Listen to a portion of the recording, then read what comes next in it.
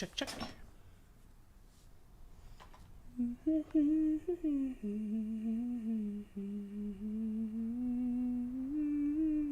Oh my god, stop lagging.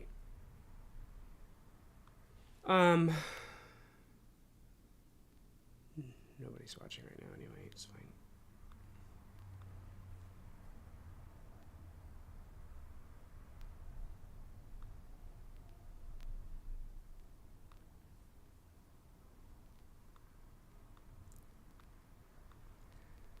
Check.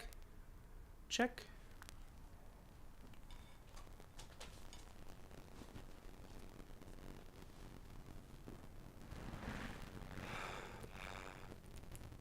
Check. Check. Check. Check. Yeah, that's what I thought.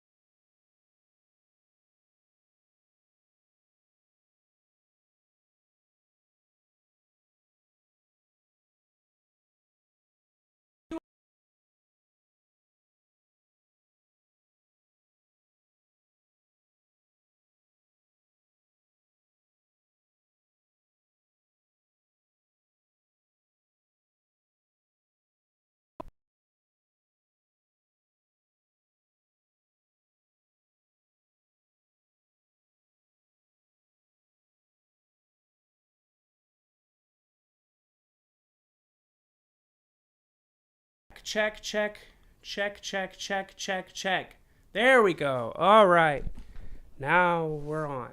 Am I quiet? Is it kind of quiet? Check, check, check. Does that sound right? Check, check, check. Okay. Guess it's good enough. Okay, now that I'm sweaty and fucking irritated, I guess let's do a show.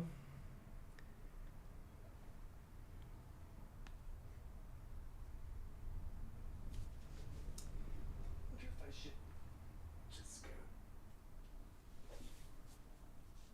Oh my god, did I just unalign it? Oh no.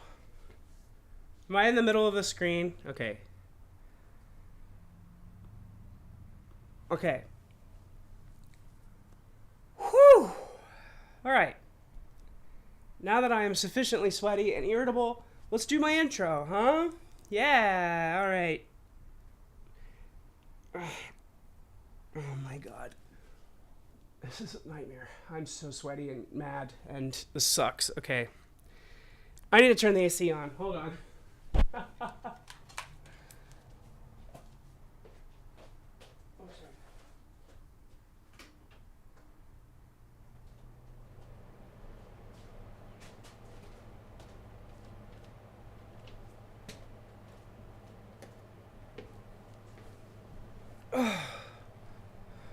Okay, I know that the audio kind of sucks now, but because I have the AC on, but I don't care because it's like, it's awful in here. Like I can't, I'm sweating so bad, and you know, frankly,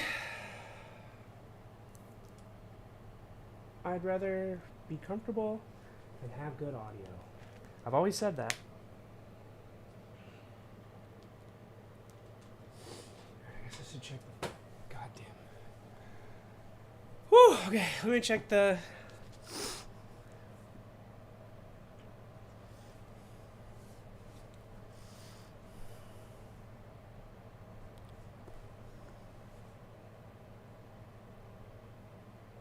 Oh, okay.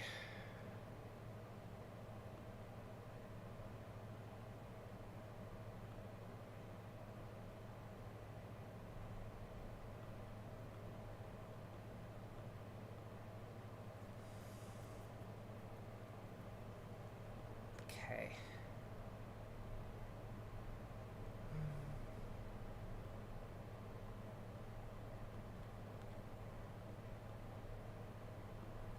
Check.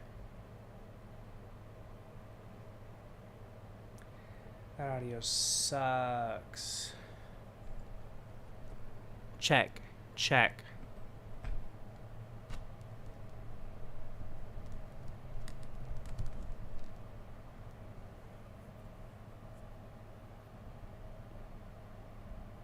Yeah, that's not great. Okay, I'll just pump the AC.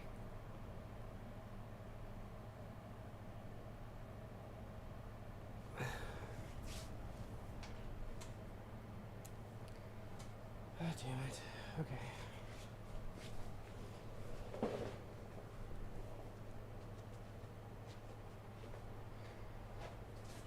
I'm sorry, God. I can't just be aware of you all the fucking time.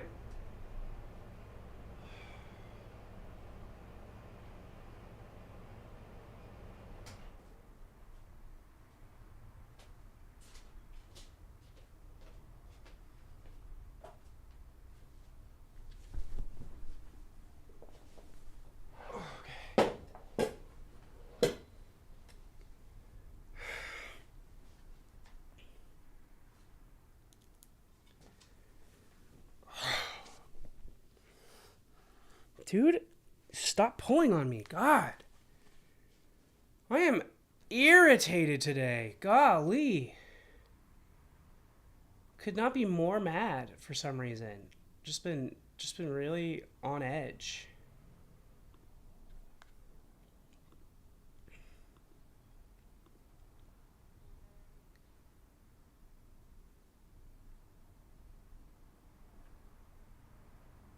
Check. Check. I don't feel like it makes that much of a difference if I have the AC on. I'm gonna turn it off. Or turn it on. I feel like it really doesn't matter.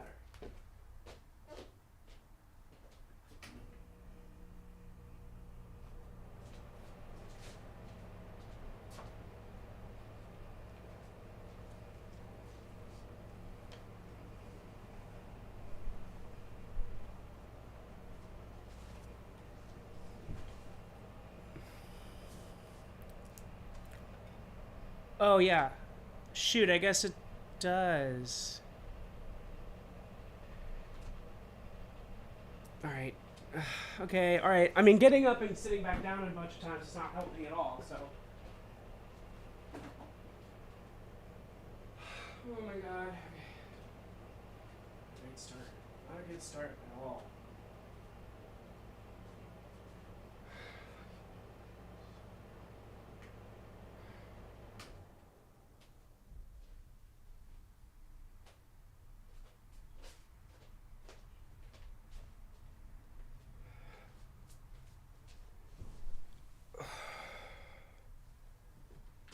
Okay. I'm exhausted. Let's do the intro, I guess.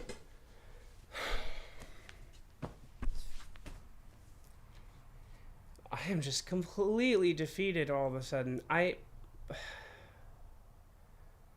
smacked my knee on this stupid stool thing right when I came in, and then I can't, it's too warm in here and I can't figure out what to do about it. It's just, I'm frazzled. This is a frazzled way to start a fucking stream. Okay. Let's do my goddamn intro. Okay.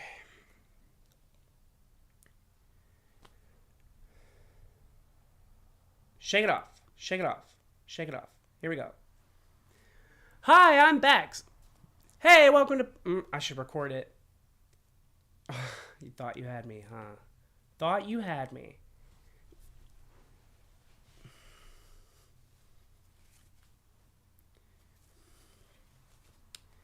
Hey, welcome to BEX CHECKS. My name's Bex, and this is the show where I call random strangers. Hey, welcome to BEX CHECKS. My name's Bex, and this is the show where I call random strangers. I can do better. Hey, hello, welcome to BEX CHECKS.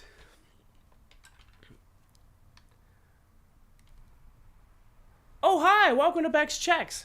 My name's Bex, and this is the show where I call random strangers and just sort of check on them and see how they're doing. But today, I'm expecting a call. Hopefully.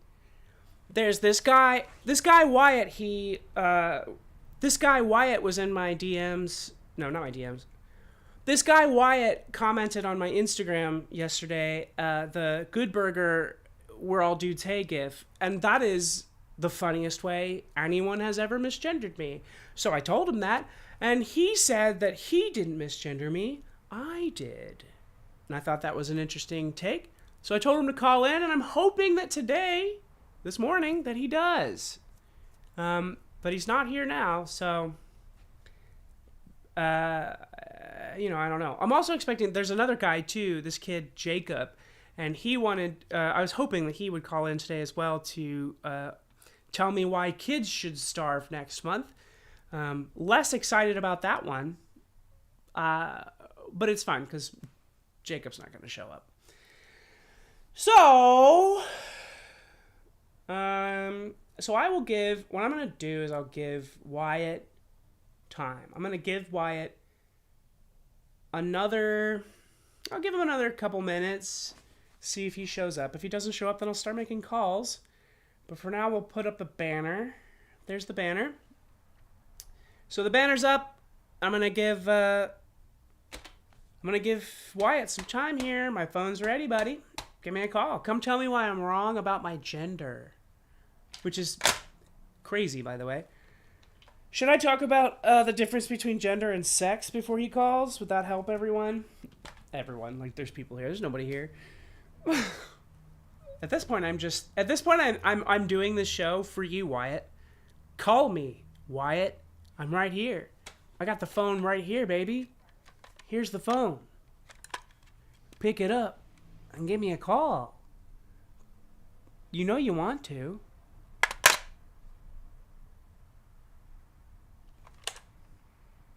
I don't think he's going to call. But maybe. Maybe he will.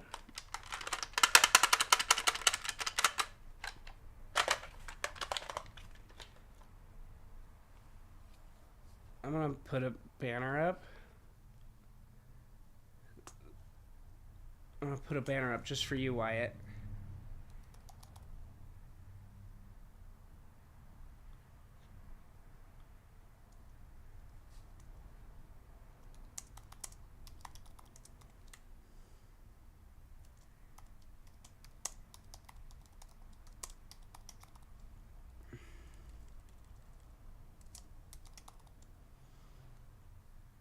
How's that? Oh, you can't see it. Hold on. Let me pick a different font. Oh, that looks good. That's great. All right, here we go. There you go, buddy. Just for you. Yeah. That's nice. That's nice. See, this is just for you, buddy. Come on in. Call in, bud. I'm ready. I'm going to make it yellow. Or maybe green. Hold on. Yeah. Oh, no. Yeah. Yellow. There you go. Come on in, Wyatt. Come call me. I'm going to put this right over my boobs just for you. There's my boobs, Wyatt. And there's your name. Call in, Wyatt. You coward. I'm waiting, Wyatt. Let's go. Let's go. I'm so ready for you to call in. I'm so excited, and I'm hoping that you actually call in. That I should have messaged you. I should have told you when to call in, or I should have messaged you this morning. I didn't do that. That's fine. It's fine. I guess while I wait, I can test this audio. Let's see if you guys can hear this business. Ow. Oh, yeah, we're chilling. You can hear it. Cool. Okay, well.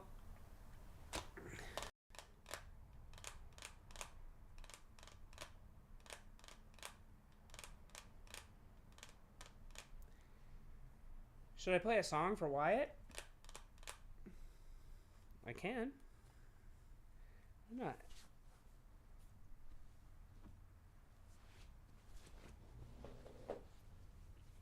I don't know how to get to it. Okay. Oh.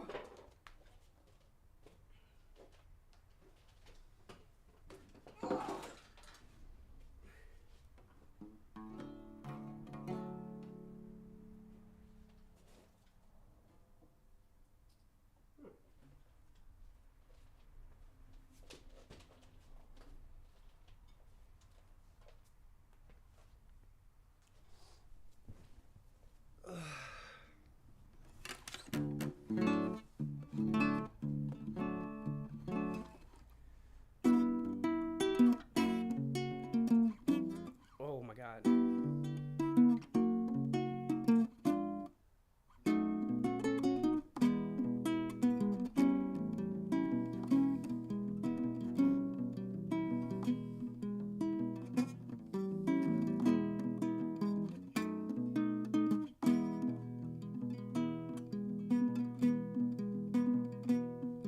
I went to the doctor. They said nothing's wrong with me. But what do they know about you, Melody?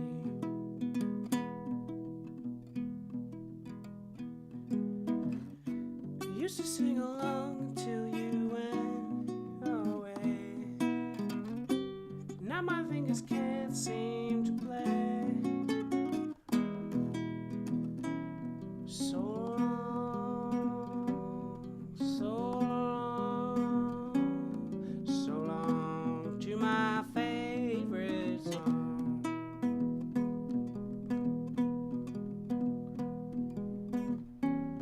So long, so long, so long to my favorite song.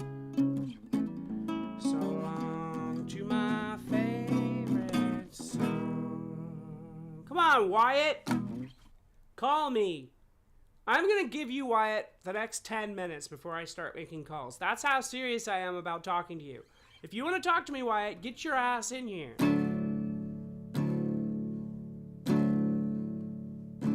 I'll play a more fun one. Here. This one's just for you, Wyatt.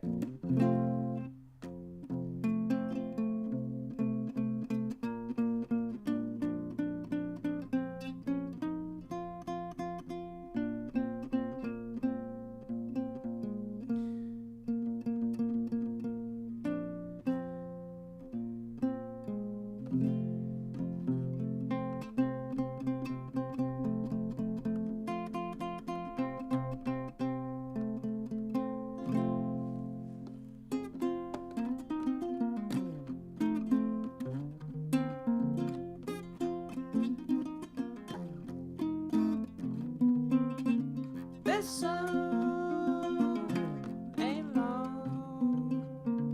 No, ain't long. Oh shit, I forgot the lyrics. This song ain't long, and it can mean whatever I want. This sound still rings, even though it really don't mean a thing.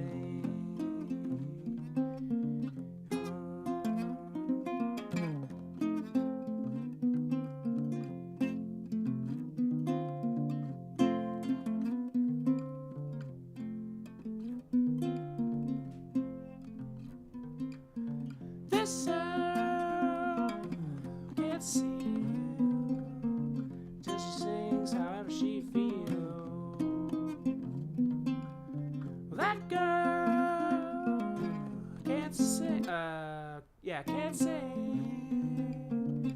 She got pipes, I think you know what I mean.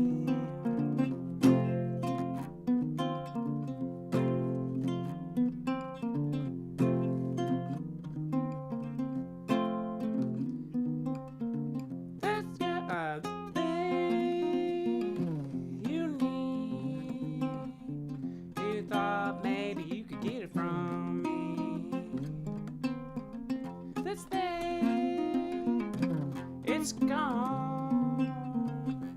Don't know why I put it down at all.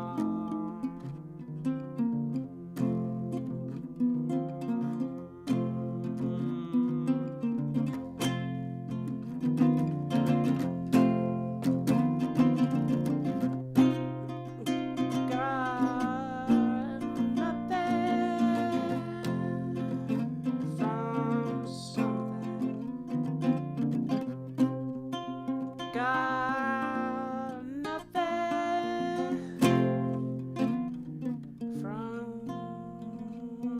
from something.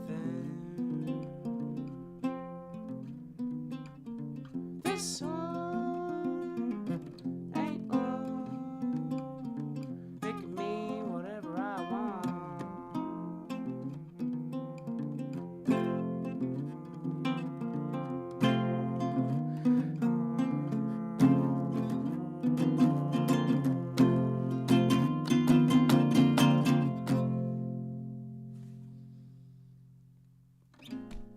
Come on, Wyatt, you baby bitch, get in here.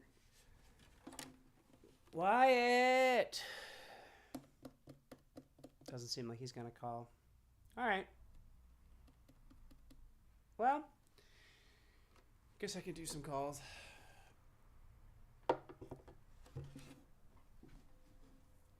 Okay, well, we did the usual. We did the wait. I waited for you, Wyatt. I told you to come, and you didn't. So, I'm gonna.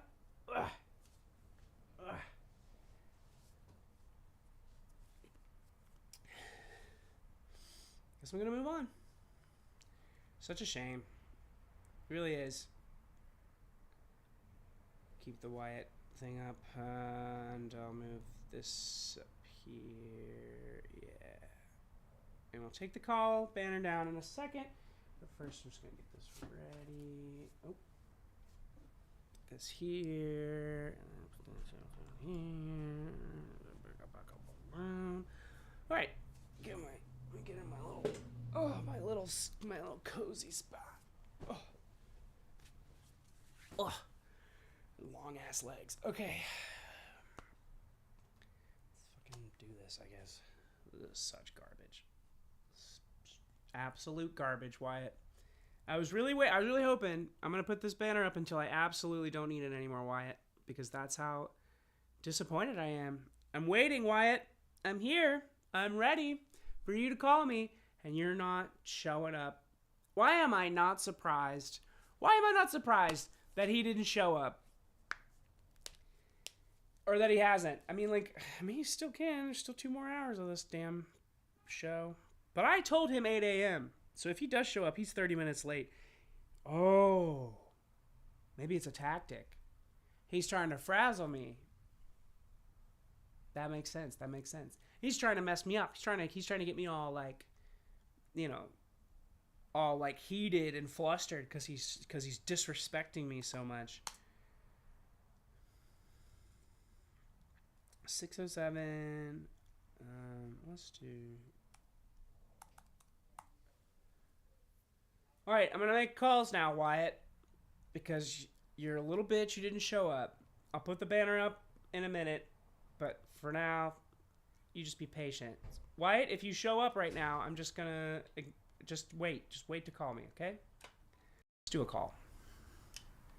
Let's get this show on the road, yeah?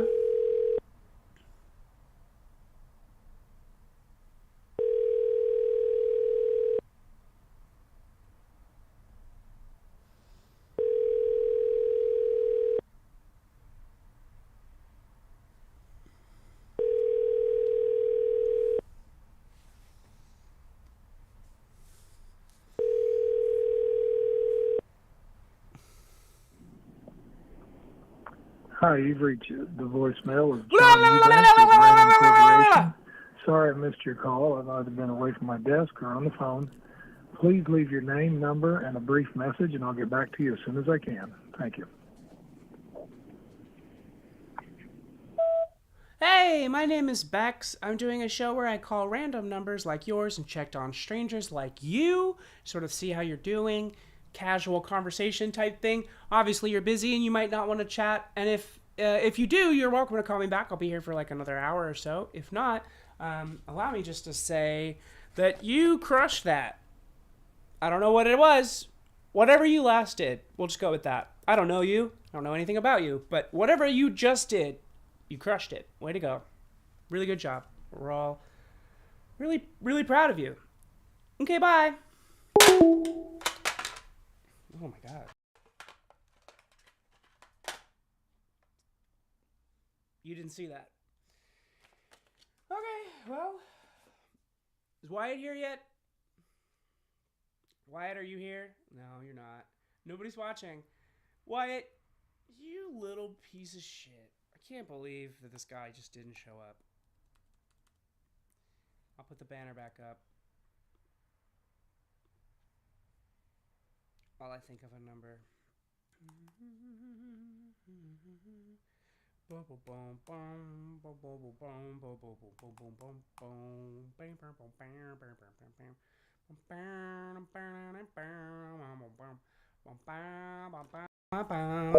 Ah! Ah! Oh God! Oh my God! Oh my God! Oh my God! Oh my God! I just accidentally almost called my ex-girlfriend. That would have been really bad. All right. Let's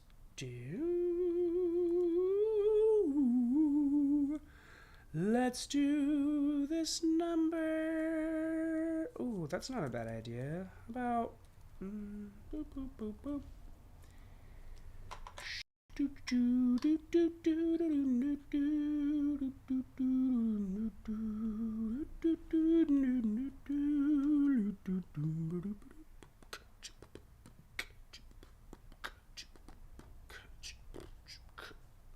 It's not calling.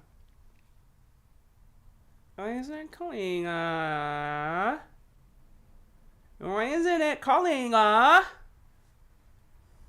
Sriracha, classic. She's so funny. If you don't follow, if you're not subscribed, if you don't follow Sriracha on YouTube or Instagram, she's very funny. Look her up. Oh, that call took forever. That was the entire time I was talking. That call was just like in the middle of dropping, I guess. I don't know. Wait, let me check my messages real quick.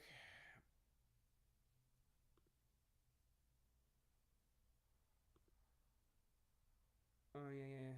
Okay, somebody else. Yeah. No messages. Put the banner back up. I'm waiting, Wyatt. I'm waiting, Wyatt. Call in, buddy.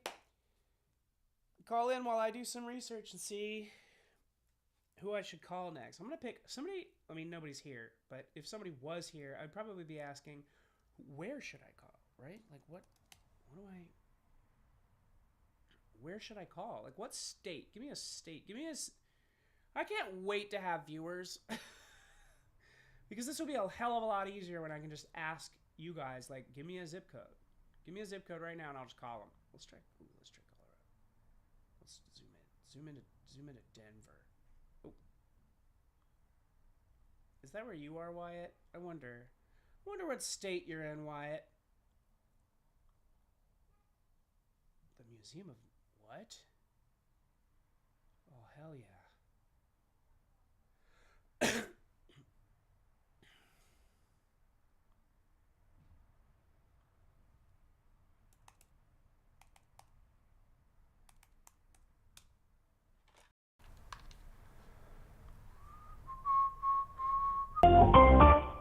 The person you are trying to reach is not accepting calls at this time.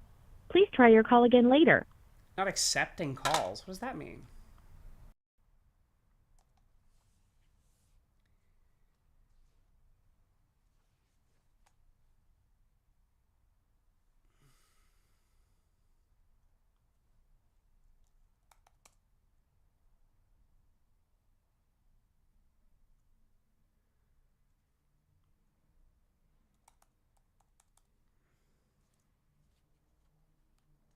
What the hell?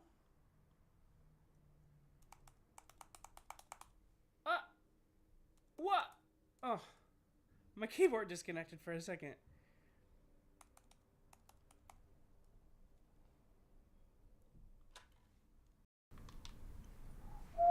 The person you have dialed is not able to receive calls at this time. Colorado, what the fuck is going on with your phones? Why is nobody available? Why can't anybody receive calls in Colorado? Anybody know?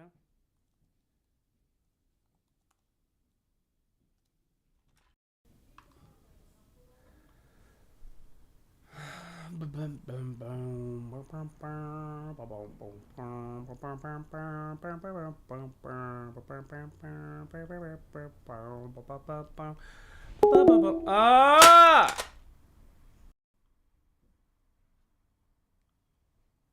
I'm having no luck over there.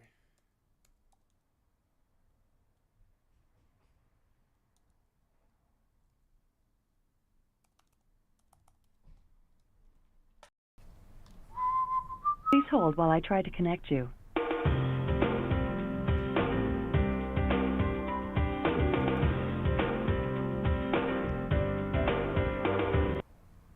Hello, this is Steve.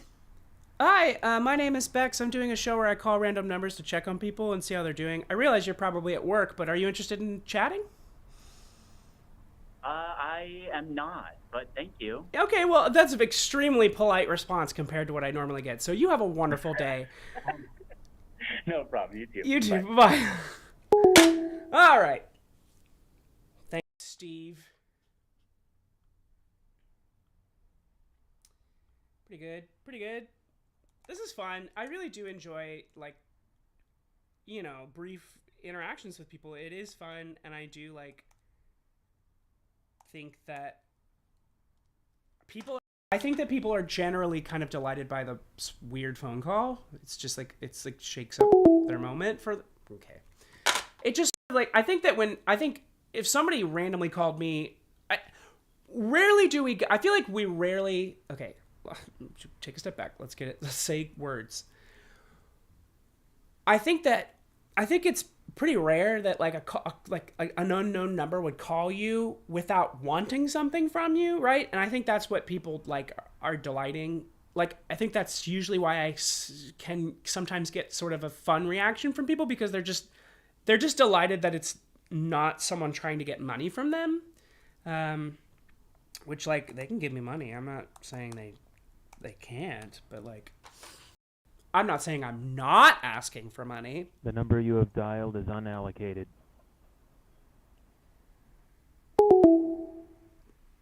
Okay.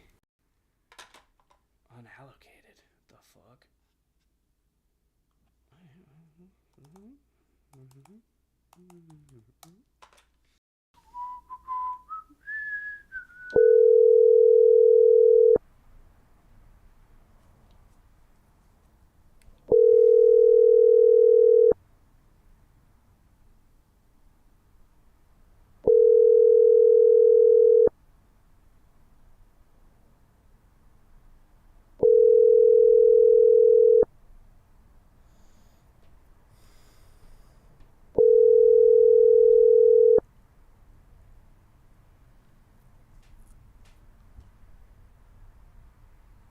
Please leave your message for 808-747-65543. Hi, my name's Bex. I'm doing a show where I call strangers, like you, and just sort of check on them, see how they're doing. I realize you're probably busy or at work or whatever. So let me just say that you are the cat's pajamas. Okay. You have a good one. Who is that in my comments? Hello, Andy. Hi, Andy. How's it going? Check it out. Do you want to chat with me? Call in right now. Are you Wyatt? Are you happen to be the guy I'm waiting for? Because if you're Wyatt, you need to call in. Andy, call in. Andy Pants, call in this number. But my guy. Tell me what's on your mind. Tell me what's going on. Oh, my cat just crawled out of a little tiny box. He was crawled up inside of it. Oh, I wish I could show you. But he's over there. I don't have a camera pointed there. Do I? Yeah, you can see him. Look. Look at him. He's in the box. He came out of that little box over there. Oh.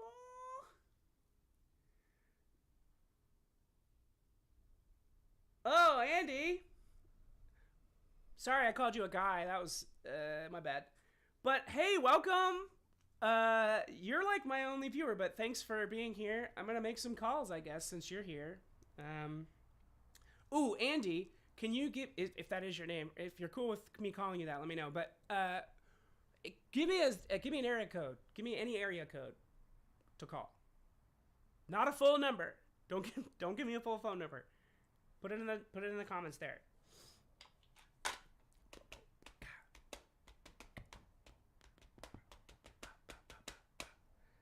I didn't get the last 4. No worries. The last 4. What? Oh no, that's fine. Give me. Oh, maybe there's a delay. That's fine. I'm gonna wait until you can give me an area code. 937. You got it. All right. Okay, great. I don't know what it is. I'm just gonna do a random number. Let's think. I'm gonna try to be smart about this. That was too many numbers. There we go. Okay. What we got? Sorry, the number you have reached is not in service. Please check the number and dial Boo! again. I did check the number. I checked it twice!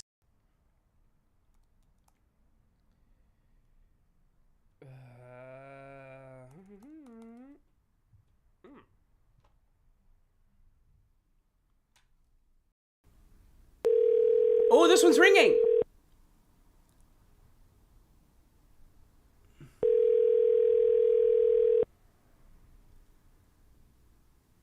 Oh, okay, Andy, I'll let you call in just a minute. Hold on.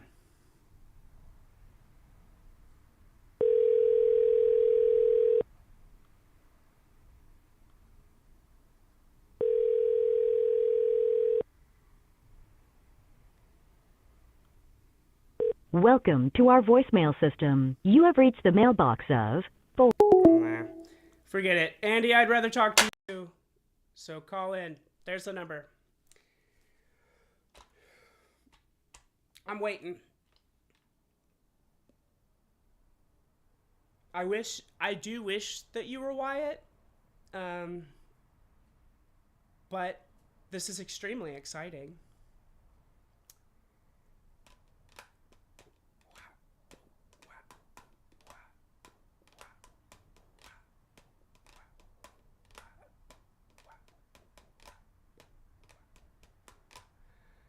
I'm gonna play you a song, Andy, while I wait for you to call me.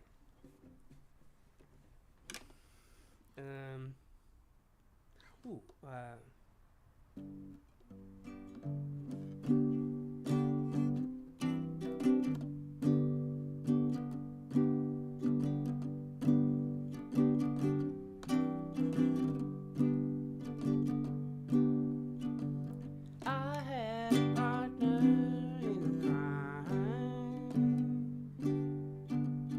who often whispered at night about big dreams and all we're gonna be. Now to be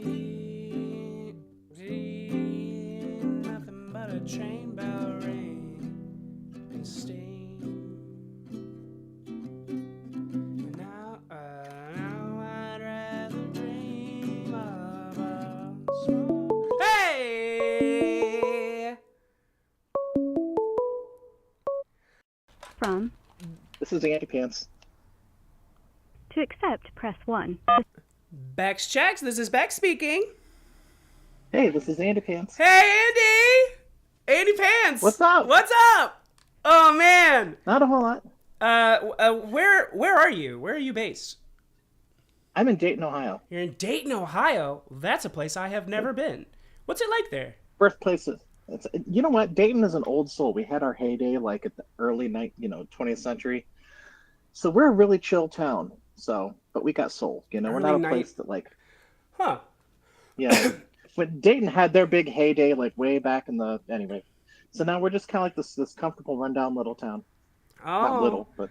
Right. It's that's kind of like where I grew up in Franklin, Tennessee. It's very old, but it had like it's like a Civil War era town. and then Yeah. and then in the 60s it kind of became like a hippie place, Mm-hmm. and then all those hippies grew up to be just like rich people who like wine, and then and now it's changed a lot, even just in my lifetime. So nearby, we got a nearby town called Yellow Springs, and it's the same way. It just they hit the 60s and decided they liked it and stayed there. yeah. But there's a whole lot of like rich white lady boutiques and stuff there too. Oh yeah. A couple fancy schmancy restaurants. Yeah. But great place. I love it there. What so Andy Pants, what's on your mind today? How are you? I forgot to say that's the whole point of the show. How are you? What's I'm actually I'm on the upswing. I've been freaking the hell out. Yes, I'm a trans woman too. Okay, freaking the hell out since inauguration day. Not trying to get into politics, but I've been kind of coming up and out of it lately. So I would agree with that. I think I think a lot of us have had a similar sort of a drop and then a sort of what I have found. What I have seen is, so in January when everything happened, I realized they were trying to silence us. It was clear from the start that was what the goal was to like basically start trying to push to where we're just like second class citizens. We're not allowed in bathrooms. We're not allowed to speak for ourselves, things like that. They're just trying to belittle us, right? Yeah. And so immediately I was like, I gotta be the loudest fucking person on Instagram. That was my goal. I was like, I need to be so damn visible that these fuckers cannot escape me. And so I started posting a lot more. I started tagging tags that I knew conservatives would find. And I've done that, yeah. Yeah, I was very much, and then because of that, I realized, and I hope that you have too, I am way less alone than I thought I was. There are so many of us around and so many of us online as well, a surprising number of us. And I think a lot more of us have decided to be more active the same way I did. And I also found a much more of a community online of trans women specifically that like I would have never looked. I don't think I would have found them if I hadn't become more active on the platform. Do you know what I mean? Oh yeah, I know exactly what you're saying.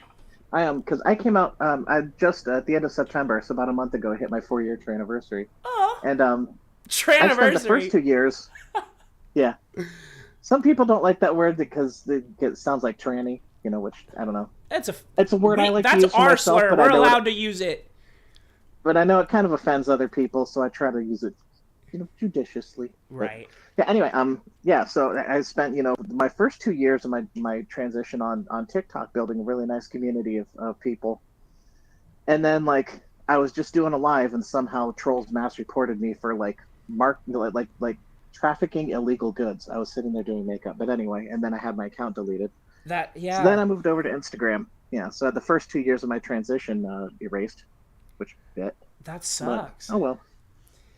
It's my fault for expecting any amount of permanence on social media. Anytime I log in, I expect, you got to expect that it could just all be gone. I have not thought about that. That's terrifying. Yeah. Huh. All it takes is one roving gang of haters, because nowadays it's all just AI troll bots. Yeah. But, at least a couple of years ago on TikTok, you'd see them. One would land in your chat, and then all of a sudden you'd see them tag 1 million people. You're like, oh god, here they come. And sure enough, 1 million trolls would show up, start spouting, like their usual generic phrases. I'm like, it's just the only thing that bothered me about them is that they clog up the chat, and I couldn't see the legit people trying to talk. Yeah, and block, it's block. Yeah, well, and I thought, do you know? Are you familiar with Jovan Bradley? I'm not. You should look him up. He's phenomenal. When I wasn't necessarily new in my transition, but it was definitely like in the earlier part of this year when I'm about 3 years in. Actually, I think I'm about 3.5 maybe. I think you're a little ahead of me, but sweet. But in January I was definitely like coming into my own for sure in a very real sense, and part of that was undoing a lot of the internalized transphobia that we all have to deal with. And I'm still fighting it. Yeah, it's really hard.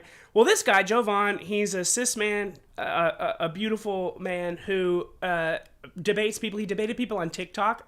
He was doing mostly capitalist debates, and then he started defending trans people, and then they banned him. Same thing with you. They banned him on TikTok, so he moved to Twitch. Now he's on YouTube, and he's working for The Line with Jimmy Snow and all those people. And they debate conservatives all the time. And Jovan is incredible. He undid so much of my internalized transphobia because these people would bring the arguments that are in my head and he would just undo them completely. Like, nice. It's so good. But yeah, the same thing. Like, even somebody advocating for us gets banned. Oh yeah. It's words. I don't have words. We don't know. Words are hard. I think in surges of emotion, and my words just kind of go. Absolutely, yeah. You know? And this morning, I don't know if the USDA just blamed us for the government shutdown officially on their website. Yep. And it's all my fault. Sorry, America. Yeah. And I posted this morning, like, time. I genuinely wish that we had the power that people think we did, because we would do something with it. We would probably fix a lot of these problems if we had the amount of reach, the amount of social effect that people think that we do. And this is I was so excited today because I don't know if you saw the beginning of this, but there's this guy Wyatt who was in my DMs yesterday. Not my DMs, he was in my comments. He posted the GIF from Good Burger, the "We're all dudes, hey" GIF, and it was the funniest way anyone has ever misgendered me. I thought it was hilarious, and I told him that, and he said, I didn't misgender you, you did. And I told him, call in. And it's so frustrating because, like, you're so fucking opinionated, but you won't call in. He still hasn't showed up. Like, oh yeah, no, he won't. He won't. That's so frustrating. I was really excited because I'm not afraid of these people because because I think especially this Snap thing has really reminded me. And I've spent a lot of this year undoing a lot of hatred that I have towards men in general. But yeah, and so the new, like, this new SNAP benefits problem has really kind of I don't know. I've seen it from a different light that, like, we really all are in the same boat. Like, even though I think Wyatt's a dumbass and he should call in and I want to yell at him and put him in his place, I also still think that he doesn't deserve to die. And I also don't think that he should lose any of his rights either. Like, and that's the thing that's frustrating is, like, they won't even meet us for a conversation anymore. They won't. Most of them won't even have the conversation now. Yeah, like if Orange, who was near me and stubbed his toe, I would still run and get a Band-Aid because it's the right thing to do, even though I hate his guts. That's just human decency. It would be really funny. He's so weird physically. I feel like he would find a way to make. I was talking to my partner about this the other day. If Trump was just not the worst person ever, like, if he just imagine if he was, like, cool. You know what I mean? Like, imagine if he was, like, a really cool guy. He would be so goddamn funny. He'd be this, like, weird, nostalgic 80s man that you're like, oh, that's that old 80s guy. He was in Home Alone. He's that guy from that show. Yeah. And we'd all laugh at him. And then he'd still be popular. He'd just be a harmless idiot. Well, but he's got the charisma. Yeah. He knows how to aim it at the right people. Yeah. It makes me so mad because he does things, especially... He just uses his power... He uses it for evil. He does, and it's selfish. He's a selfish, horrible man who also clearly really likes to bone kids, and that's a real issue. But also, like, he is just we've been watching. We went back and watched through all of John Oliver just because it's all on YouTube, so we just decided to go through it. And watching through, you see he perfectly chronicalizes the rise of Trump. And as he goes, Trump is way funnier in the earlier years. He's like he's more lucid, obviously, but, like, I even was laughing now at what he was saying back then because it's genuinely funny, and then it just gets more evil and more exposed and more whatever, and now he's just so far gone that it's not funny anymore. And it's a shame. It really is a shame because I appreciate humor, and I think on some level he appreciates humor, and he just had to ruin it by being the fucking worst. Yeah, he wanted to be because he only ever said the highest compliments to all the dictators of the world, Duterte, to Kim, to Putin. He only ever just expressed nothing but admiration. He damn well he wants so hard. He wants so bad to have that level of power. And that just consumed him. Yeah. It's a shame. It's just a real shame. Oh. So what, is there any is there any like positivity or like hope that you have? Do you have any like? Is there anything that's like uplifting you right now? Well, I'm married and I also have a girlfriend, and she, and I'm not in the world's greatest physical health ever since, I'm still struggling to get out of lockdown mentality, and I put on a lot of weight, and I'm old, I'm 47, and I screwed up my back when I was like 22. So, sure. Yeah. I just got that chronic pain. And so I'm not in the best physical shape. And my girlfriend took me out on Friday and we walked around, and I did so much more than I thought I was capable of. And it gave me so much hope. I'm like, okay, I'm not just trapped in a broken body. I can move around in this broken body and actually live a little. And it's just been such a mood booster, Yeah. Because I get stuck in a rut, and I needed the help of my girlfriend to unstick me, and it was great. I've been kind of floating. I've been floating on that. That's, you know what? The littlest things, right? That's, I think, you learn that, especially as a trans person, to like really, you have to focus on the positivity, because we do kind of face, like, not all of us face constant negativity, but a lot of us are a lot of us have thick skin over time. Many of us, I know many of my trans friends, they aren't. Oh, you have to. Yeah, they're completely unaffected by bigotry emotionally, because they've been used to it their whole life. And I forgot what I was saying. I work at a theme park, and I like when I have one good interaction with a guest can really help me with like how miserable and depressed I am, because it's just like, oh wow, like some people are cool, right? That's great. I volunteer each weekend at a food pantry, and let me tell you, that is so restorative for my faith in humanity. I bet. And for a second, there was something I reposted on my Instagram a few weeks back, and it said we need to focus on glimmers. And what a glimmer is it's the opposite of a trigger. It's just those little moments throughout a day that give you just a little blip of happiness, just a little smile, just that little, oh, that's really nice, throughout your day. And it's just it's just those little micro moments of peace or happiness or joy. And and I've been trying to focus more on the glimmers. Yeah. And I love that. So you were kind of talking about, focusing on the little things that make you happy. I'm like, yeah. And especially once you give something a name, then it becomes a thing. It legitimizes it. And so, yeah, I've been trying to focus on not letting that just be a feel good post and I forget about it, but focus on, you keep it alive and say, this is the glimmers I had today. Yeah. Yeah. My, I struggled with severe depression right in the middle of the summer, and I got a therapist, and my therapist was just constantly hammering me to focus on the positivity. And I was like, you bitch, there is none. I was like so mad. Yeah. And then it feels like toxic positivity when they're like, just smile. It really does. It does. And I couldn't understand how like she couldn't give me any more than that. Like, really? Yeah. You really can't. I hate toxic positivity. But it did over time. She was right. It's not that you, I think it comes from mindfulness. I think it's like you're not saying that negativity isn't there. You're just acknowledging the negativity and then not focusing on it and allowing yourself to try and focus on the things that just aren't going to raise your blood pressure. Yeah. And like, I've gotten extremely good at it, but I struggle a lot.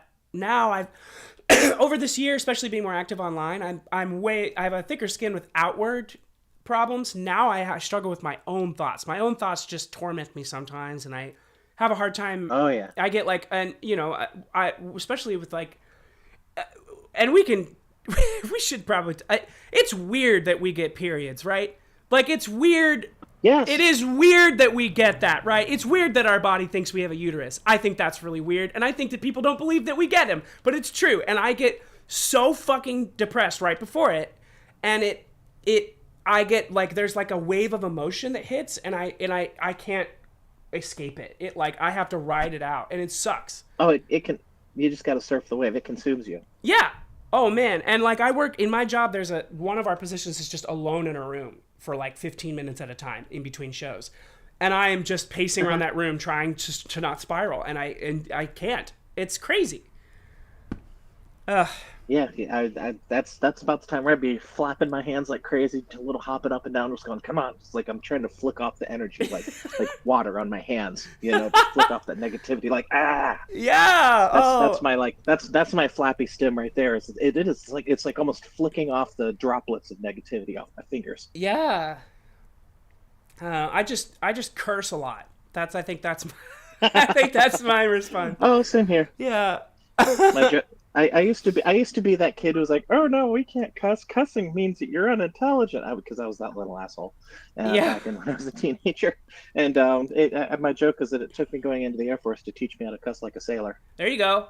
I can see that. I work with a guy who was in the Navy, and he curses like crazy. It's the stereotype is very true. I don't blame you though. You were on a goddamn boat. If you lived on a boat, you can curse. That is a human law. That is in nature. That is written in stone by Mother Gaia. That if you work in the ocean, you can curse. And I'm going to add, if you work in space too. If you are an astronaut, I don't give a shit what you say with your mouth, because that's awesome. Also, I've learned, like I said, I've been watching a lot of debates over this year. I have learned that you can. Yeah. It is extremely possible to succinctly address an argument and tell someone why they're wrong while also calling them a dumbass. Me calling you a dumbass does not take away from my ability to tell you why you're stupid and wrong. That's one thing I would say. It's like, I don't care if you call me names, just back it up with good reasons. Yeah. I had an early video of mine that I'm still very proud of, and it was a point that I was going to try to make with this Wyatt bitch, was that there is a difference between gender identity and gender expression. And gender identity is something that it comes from within me, and it cannot be decided by anyone else. And you can't really, realistically, say shit about my identity, right? But you can say all you want about my expression. If you don't like the way I'm expressing it, go ham, bro. I don't give a shit. But it's absurd. It is logically absurd to assert anything about someone else's gender identity when we can prove that it is sort of this nebulous mind thing. Absolutely. And I mean, there are cultures on Earth where the masculine is to basically, they almost have a bit of a lion kind of thing, where the men are the flashy ones, the masculine wears all the colors and everything and dances around, and then the feminine of the culture, they're just out there covered in dirt doing all the work. Like, gender roles can be flipped. It's not a chiseled in stone. It's basic biology. Well, I mean, yeah, it's basic biology, but hey, let's talk about how high heels were made for men. Let's talk about how wigs were made for men. Let's talk about how makeup, I think, was originally for men. I can't remember. The entire, even in our ancestry history, I don't know if you're white, but America's European history, even their gender roles were completely flipped. They're, the idea, I learned this recently. I was watching, it was a very good visualization of it. I don't remember what YouTube it was. It was some YouTube channel. But they were talking about how, they showed how, our idea in the early 1900s of a dandy would have been the idea of a royal, only 100 years before that. That's the whole. I think Always Sunny made a really good joke about that in there when they did the Liberty Bell episode. How they're walking around trying to be like rich kids, and then they call them poofs. That's. I think I think that it's pretty absurd, and it also. I mean, God, it just all goes back to education. It comes back to people are not educated, and they think that they are, and they think that and what's infuriating to me, Andy, is that I used to be that way.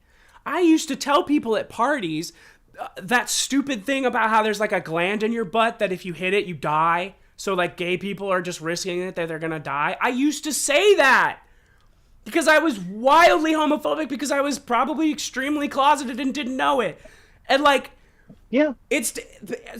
so I'm not saying that everybody who's transphobic is trans. I think that's kind of an absurd thing to say. I do think that most women are bisexual, and I think that most men, more men than you think, are bisexual, but I think I couldn't tell you what the number is. But I think as far as gender identity, I think I do think that being trans is a lower part of the percentage of the population. I think that if everybody was accepted and everybody could do whatever they want, I still think it probably would only be about 20 to 30% of people. that is entirely Yeah. just my opinion. I have nothing to base that on, but it just it doesn't feel as prevalent and obvious as it would have to be for it to be like half the population to be trans. But Yeah. but like what I am saying is that I can see clearly how I got out of that bigotry, how I worked my way out somewhat unwillingly. It just sort of happened. I was exposed to new ideas. I was exposed to knowledge. I had beautiful, amazing friends who I could not find an issue with. And so I had to examine, like, okay, well, if this person who's telling me that they don't use pronouns, they use they, them pronouns, and I've never heard of that. If this person is telling me this, but they're also a beautiful human being who seems extremely smart and seems like they're totally average, normal person on every other way, then what do I really even have a problem with? And you know what else? I recently had this exact same thing happen with furries. A friend of mine is into pup play, and I shot a pilot of my show, a different show that I'm working on, and he was on it, and my editor, who's a cis man, was like, I gotta tell you, I learned a fuck ton from this guy telling us about this, because I always thought that this was some weird fetish thing, and now I realize that it's literally just like, they're literally just using it as a way, it's cosplay, it's like a ways to express themselves in a way that's more comfortable. I used to be the one who'd want to just kind of snicker and just kind of like, oh, how adorable, look at him being all silly. Like, no, that's don't delegitimize him like that, you asshole, you know? Yeah. And it really like is, all of these things that we think are weird, you know, there's probably still more things that I need to learn more about. But like all these things we think are weird are so much better. Picture, we're baby transes still. Yeah, of course. It also, I have a thing to say about that, remind me, but it just feels like, no, I'm just going to go on that because I already forgot what I was saying. I think it's really interesting how when you transition, right at the beginning of your transition, you basically are a teenager. Especially like hormonally, like I cannot explain most of my behavior for the first, I'd say, 8 months of my transition. Oh yeah, my wife is a saint for putting up with my ass when I first started. When I was going through the basically the preteen, the tween age, and the teenage years of puberty, where I was a little bitch. Yeah, you do them. You go through all of that. That's supposed to last like 5 years of your life. You go through all of it in like 5 months, and actually, right about now, I find it's also where the people that I admire most are kind of where I am maturity wise, and right now, I really find myself pining for like the middle 20s people. Like, I don't want to be 47-year-old me hanging out with them. I want to be their age hanging out with them, and that's where I am in the growth. And I went through my bright colors. You just blew. I had no idea that other trans women feel that way. That's exactly what I think. I genuinely am obsessed with 20-year-olds. They are. Go ahead. I absolutely want to be, hanging out with like Finster and Icky, but the problem is I don't want to be 40. I don't want to be me right now doing that. That's weird and so creepy, and I'm not into that, But it's, I want to be 22-year-old Andy hanging out with them. Yeah. I also because I came out at 43, so there's that what could have been thing, and that's a whole other can of worms. Oh yeah. Oh my God. Yeah. I mean, I'm at 29, which I thought, God, I'm a fucking ancient, like, in the trans community. And of course I did my research and realized that's just not true. In fact, many of us come out much later in life than you'd think. But I have been on a weird kick lately, like especially because I at the theme park there are a lot of like high schoolers and college kids that come in, and especially like local kids they get passes and they come in all the time. And so, and I love hearing, like, it's interesting to me to hear what they are talking about, what they're thinking about, what kind of activities they're into, because it's sort of fun just for a second for me to imagine that's what I would be doing if I were their age. Like, if I was a young trans kid, especially when I see the queer kids, like, I want to know what's going on in your head. And on Instagram, too, there's a lot of, like, early 20-year-olds that I follow that just started transitioning. And I'm like, oh, wow, like, I can kind of vicariously live through you and see, like, this is what I might have been like if I had a childhood the way I wish. And I have friends who have little girls, and I'm really fascinated by like what their experiences is, and I'm fascinated by my friends who are women, what their childhood experiences was, because I just missed out. I missed out on being a girl, and it sucks. You never really get over that, and I'm realizing now like I have to accept getting older, or it's gonna drive me crazy. Once I get, in 10 years, I'm gonna be like miserable because I'm not accepting where I am at. But I also... It's like you gotta pick your battles. You gotta pick your battles, but also, Andy, I goddamn refuse to grow up, okay? I refuse to mature, okay? And I understand that that's like, everybody's gonna shit all over me for that. But what I mean by that is I refuse to lose my childhood. I refuse to lose my childlike wonder. I refuse to lose my energy, my enthusiasm. And, like, I look at... I have friends who are 20. They have the exact same energy level I do. So why the fuck should I try to like calm down and be more mature when I can keep up? You know? That's just as meaningless and arbitrary as gender roles. Fuck it. Fuck it. Yeah. Live your life. Age is a number. You know? I mean, don't date little girls. Obviously, yeah, don't life date is too kids. short not to sparkle, though. Oh, absolutely, absolutely. And like, I never pictured myself. That's my mantra. That's a beautiful mantra. Life is too short not to sparkle. Life is too short not to sparkle. I don't know about you. I've even before I knew that I was trans, I could never picture my adulthood. I could never picture what I was going to look like, what I was going to be like, what I was going to be doing. I, for a long time, was pretty sure that I was going to be a film composer, which I still am. But I kind of just was like, okay, well, I can look at Michael Giacchino, John Williams, Thomas Newman, Hans Zimmer. I can look at all these guys and I can say, well, this is kind of where they end up, what they're doing. That's, I guess, the career goal. And I guess their lifestyle sort of looks like this. So I'll probably end up in LA. I'll have a house, maybe a home studio, maybe a wife and kids. That all sounds cool. But I could never actually, like, picture what I would look like, how I would be, what I would be doing, what I would want to be, the kinds of projects, like, none of it was ever clear. And as I transitioned, I was talking to other trans people, other queer people, and I learned that that's a very common thing amongst queer people, is that, like, you just have a hard, partially because we don't have representation, but also because it's just kind of difficult when you're still figuring yourself out like that. It's kind of like we've been saying, you're sort of stuck in your 20s. You're stuck in your teens until you can figure it out. Mm-hmm. And I'm just now finding ways to picture my future. And I'm also starting to see myself in older women. And that, I think, is one of my favorite things about my transition, is that I'm meeting older women who before I probably wouldn't have thought twice about. Now I'm looking at them and thinking, like, oh, okay, this is what they're wearing. They're wearing this because it's comfortable. Oh, that's cute. Okay, they figured out how to make this style work for them. Oh, they let their hair gray. Love that. Like, oh, oh, wow, this old person thinks all the same things I do. That means I'm not going to, like, suddenly stop learning at some age. That's good to know, right? Like, that's, I can still be progressive and be old. Like, there's all these things that are coming to light for me, and it's a beautiful part of a transition that I think that a lot of queer people have a hard time, especially young ones, have a hard time picturing what their future could look like, especially if they're being ostracized, if they don't have family support, if they're in a red state. I don't know about you. I'm not traveling home for Christmas this year. I refuse now because I'm just going to get hate crimed. I'm not going to fly to Tennessee right now. And so I feel really bad for the kids, especially that live in those states and have to listen to their parents shit all over people like them, and they can't do anything about it. Yeah.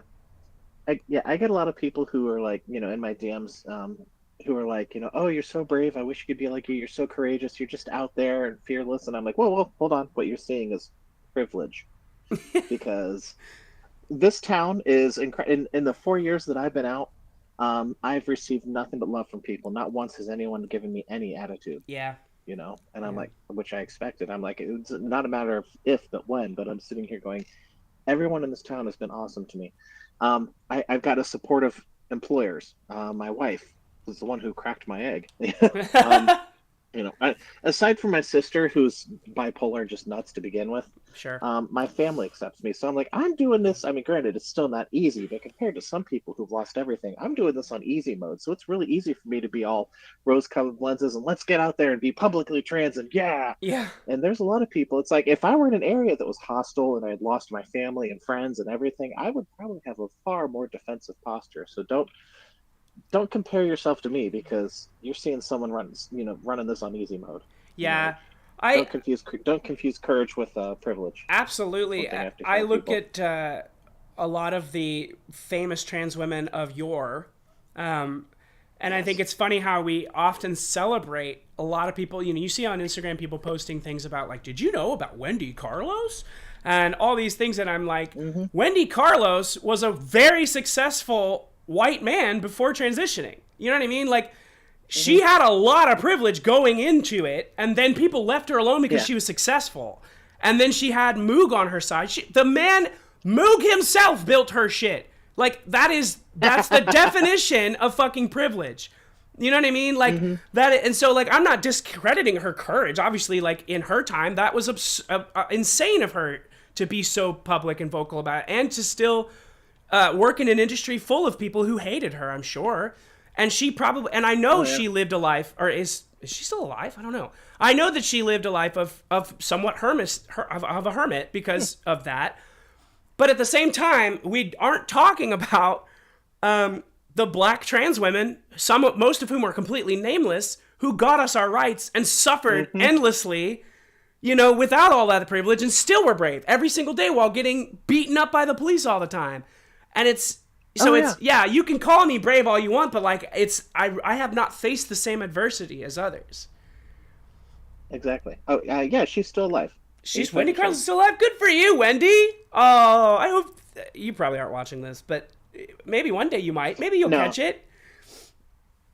Catch what? Catch this. Maybe Wendy will see this. I don't know. Maybe she's like I thought you said. Oh, one day. Yeah, sorry. Wendy. I thought you were saying one day you'll catch this, and I'm like, I'm catching it right now. What are you talking about? Yeah, no. I wonder if Wendy is hip to YouTube. I doubt it, but maybe. Maybe. Maybe. You never know. I can see her hanging out with the royalty, like like Alexander Billings and Marty Pans. Oh yeah. I will say, to your point about how your small town has treated you well, or I guess your large town, your medium town has treated you well. We're medium. We're not.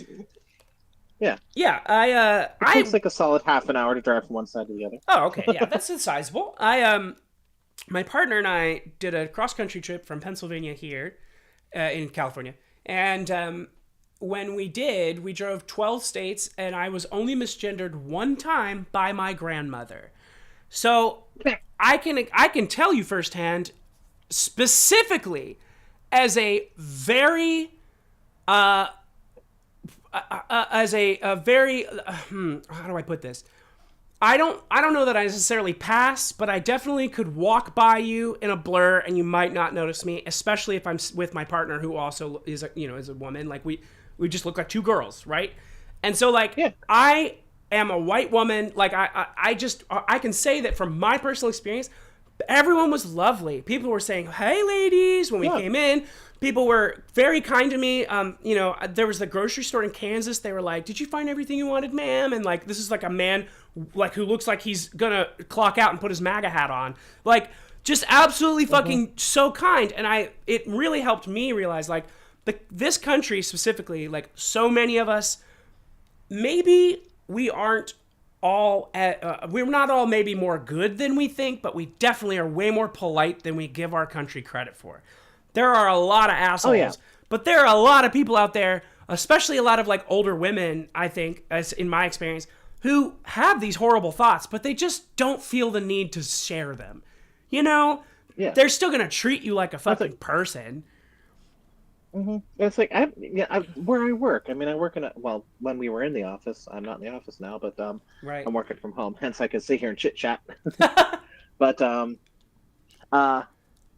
in the office when I first came out, and it's like I know damn well people had opinions. There had to be somebody who had opinions, but you know what? That's fine. They kept it to themselves. Everyone treated me okay.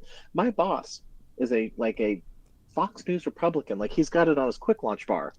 And and so I'm just like, oh damn, but he's like, it's weird. He also runs a brewery and plays disc golf. I'm like, you're the hippiest Republican ever. What the hell?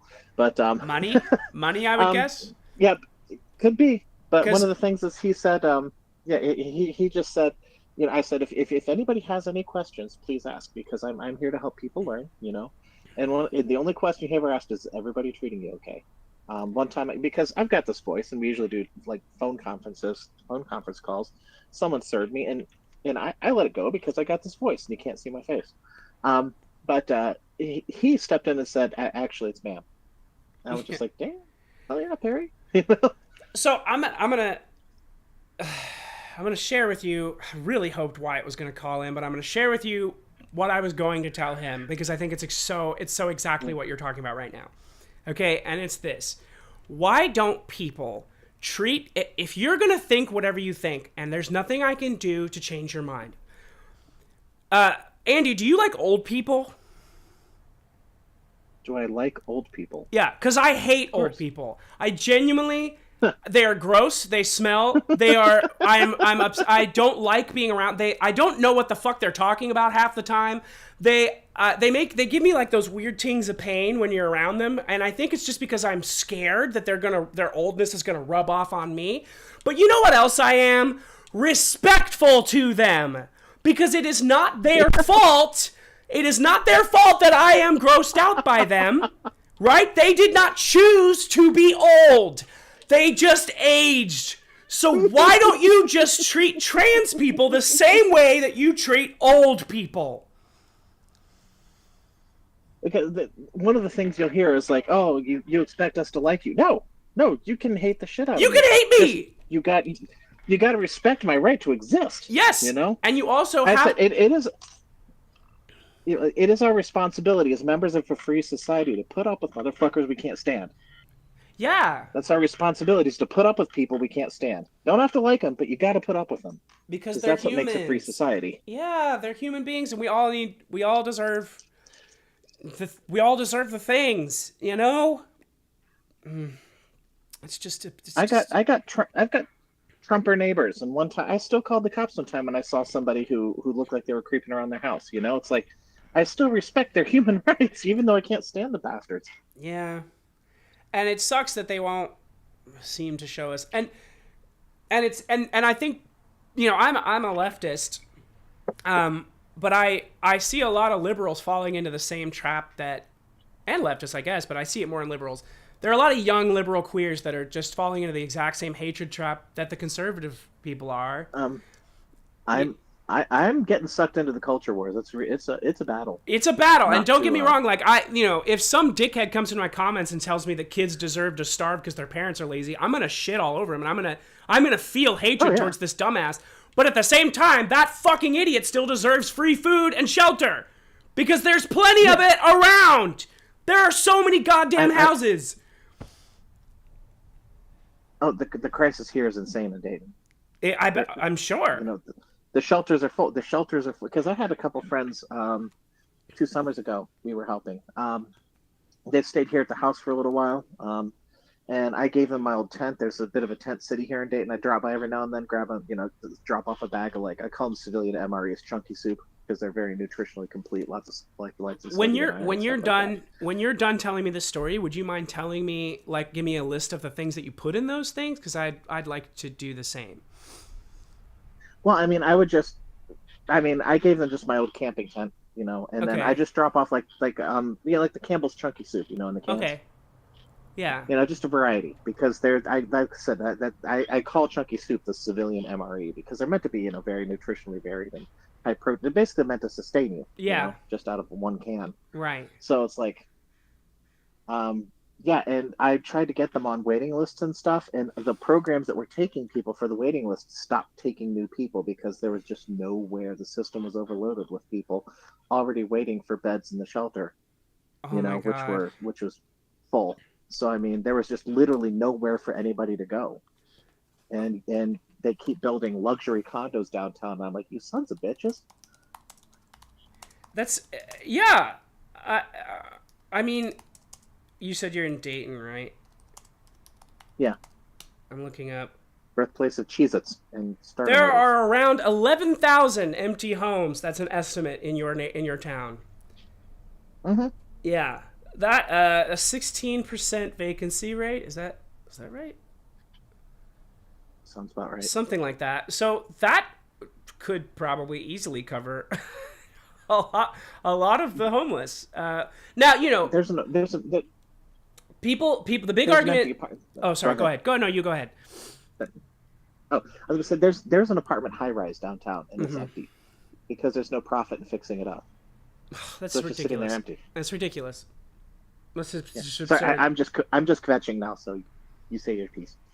No, I was gonna say that the argument that I hear in LA a lot is that there's just too many, man. There's just too many homeless. There's just too many homeless. And I'm like, this is one of the largest goddamn cities in the fucking world, and there are so many fucking empty houses. I walk by empty apartments and leasing now signs all the goddamn time. There's definitely more housing just in this city. If we're just talking about LA, there's definitely more housing than there are homeless people. We just don't want to help them. And instead, we want to play loud music outside of our fucking stores and build bus benches that aren't even comfortable for anyone to sit on.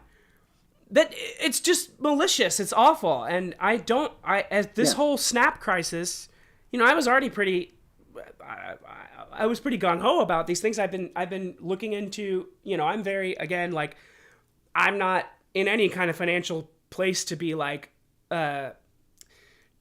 quitting my job and trying to be outreach all the time, but I'm trying my best to get involved with the homeless crisis, and especially now with the food problems. But like, I forgot what I was saying.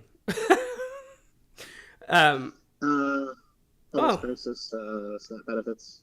Yeah, I just like this whole thing has really kind of radicalized me in a sense that like I'm now realizing just how engineered all of this really is. It's all so pointless, and there's so many people who are convinced that it's like nothing we can do about it. That's just the way the system works. There's got to be people that are suffering. That's how it works. And I posted a video yesterday, I think, about the difference between struggling and suffering, and like that's just something that I just don't think people understand. People really think that like suffering is good for you, and it's just not.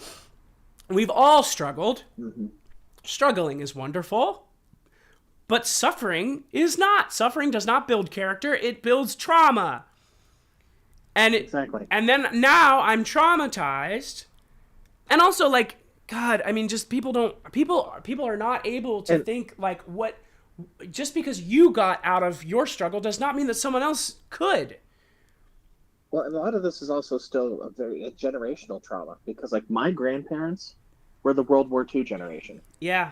So they were the war veterans who saw the most, because that was, I mean, war nowadays is still, of course, horrible. But I mean, when you're just looking face to face with your enemies and shooting them in the head, and you just see the awful, how personal the gore and warfare was back then. Yeah, they all came back traumatized in the 40s, and then they had our parents, the boomers, because I'm part of the echo boom, I guess they call it. I'm kind of like, I'm a zennial right there between the fine line between X and but it's like that suck it up buttercup mentality of all those absolutely shell-shocked World War II soldiers who came home and then raised our my generation's parents.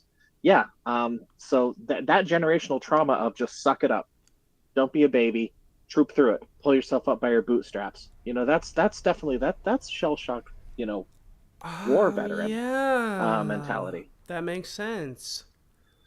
And I mean, that was only a couple generations ago, and that generational trauma passes down for a while. Well, and there's also, within the African American community as well as the Hispanic community, there's a lot of like, hey, my granddad suffered, my grandma, my mom suffered, you gotta suffer, bitch. Like, you know what I mean? Like, I ate fucking tortillas and coffee every morning. Suck it up. Like, and it's weird that like, well, don't you want any better? Like, you're still alive now. You don't want better for yourself now? Like, what are you talking about? Not to mention that so many people ignore the fact that like their grandparents and the grandparents before them were redlined. They weren't even like you were at a disadvantage before you were even born. Oh, the Dayton red line maps that you can pull up from like that. I found a survey line from like 1942. Really? The exact same.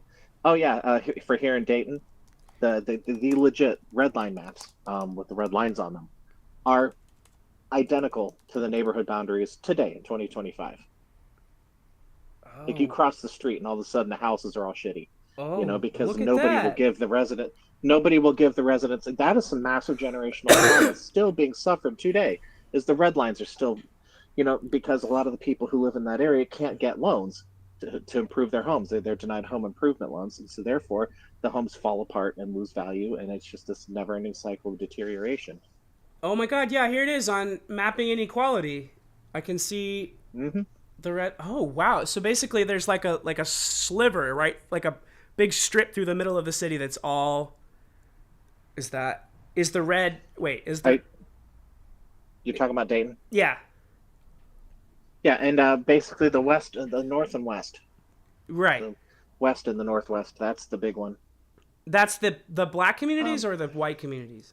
Essentially, what's I say this with air quotes, the black community, The black the community, black right? neighborhoods. The poor But they're neighborhood. just the financially, Well, I mean, like what they were intended to be. Sorry, that's what I meant. Is like they were intended to be. Black neighborhoods.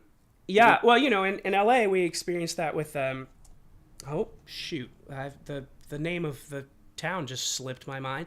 But they got hit really bad by the fires, and that was like the historic black community. Mm-hmm. They got pushed out by the highways, and they moved there and started a flourishing community that's still going today. And many of whom they're a rare case, that area where many of the people, they're the black families that are still there, whose family like started the community. Their wealth has grown because they're keeping the money in the community. And then the fires happen and fucking tanked half the goddamn neighborhood. And I looked it up the other day, and a lot of them are still displaced and haven't been able to reclaim some of the properties. Some of the properties have not been able to have been reclaimed, and or just they haven't been able to rebuild. And so it's devastating. And of course, Tulsa and all those horrible experiences that.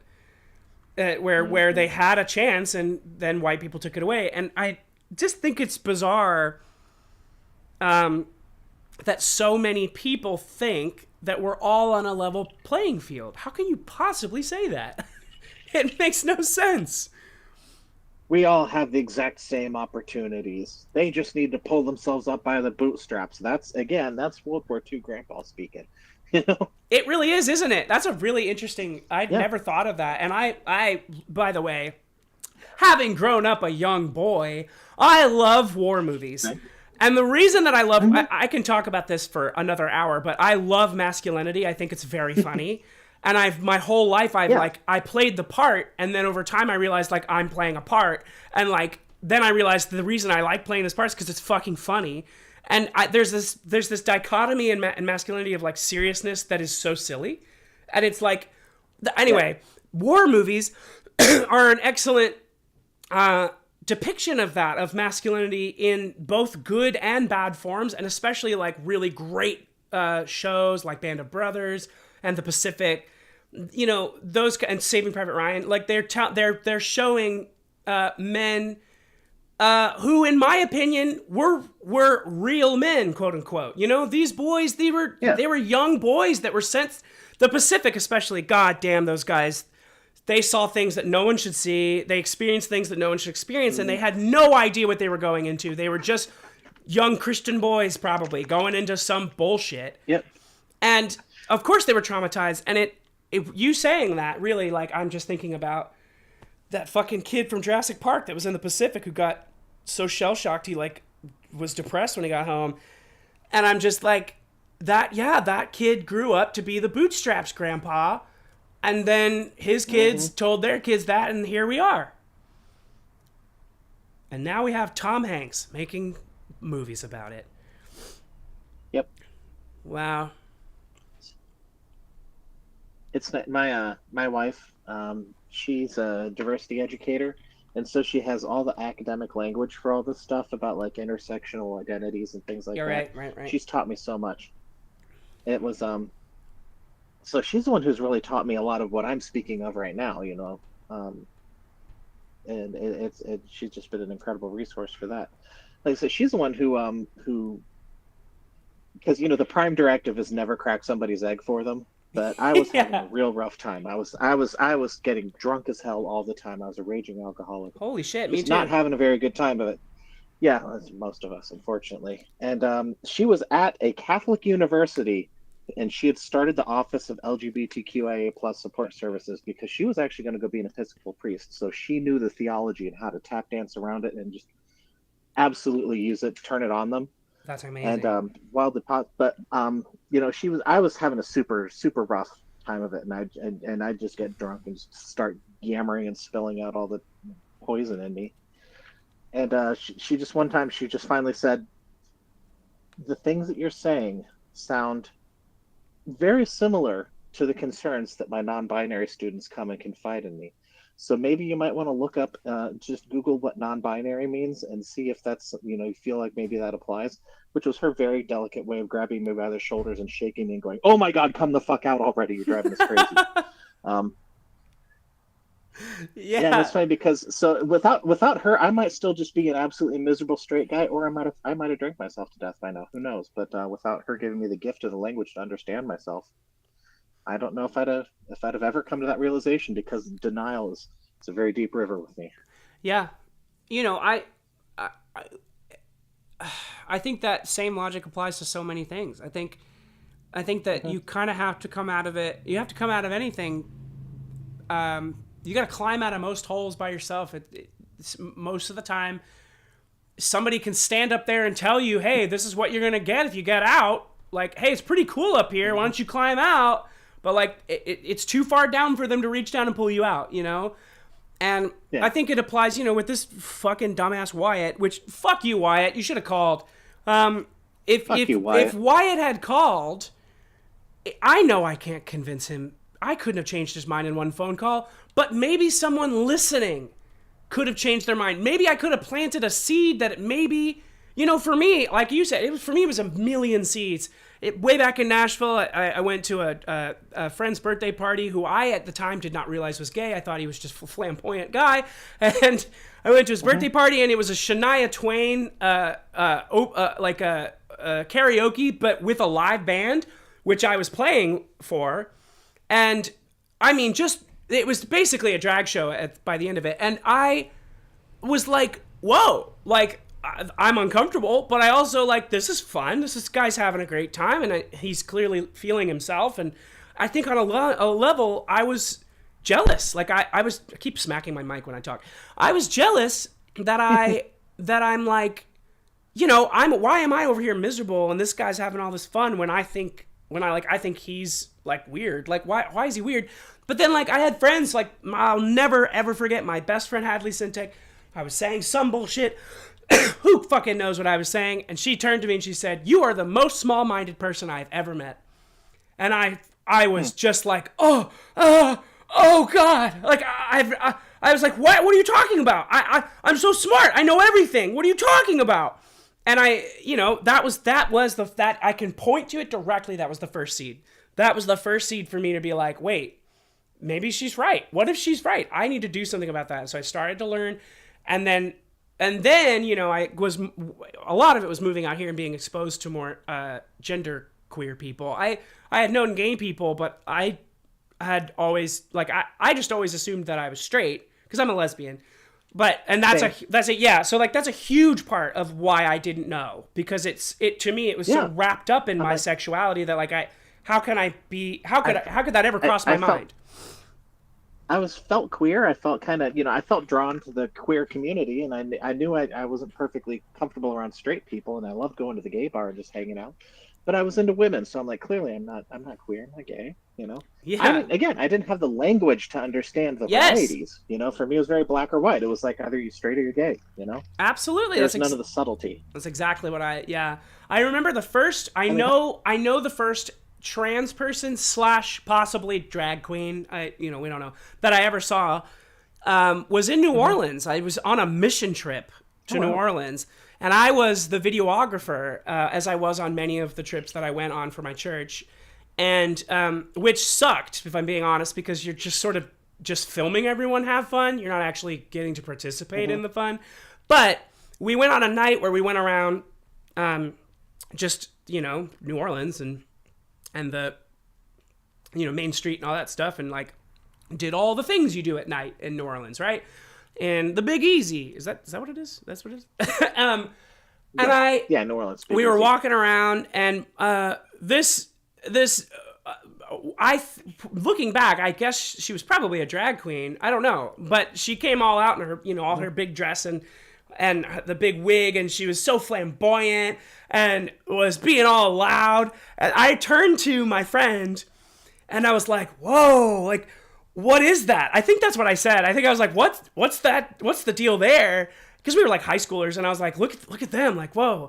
And he was like, whoa, oh my gosh, like, what's the deal there? That must be like a gay bar or something. And then his mom was like, don't look, don't bother with them, like, don't leave, don't look at them, and like move, like shuffled us away. And I remember I got footage of her. I remember I put the camera up, and I went back and looked at her in the footage. I remember when I was editing, I was like, wow, like I really genuinely, with like you said, no knowledge, no vocabulary, but I was just like, I wonder what that person's story is. And it was a genuine curiosity that I was robbed of. You know what I mean? Yeah. I now see, like, I was robbed of that knowledge by people who were trying to protect me, and by keeping me in the dark, which is just an absurd way to protect anybody. And, you know... That's a form of conversion therapy. It is. It absolutely is.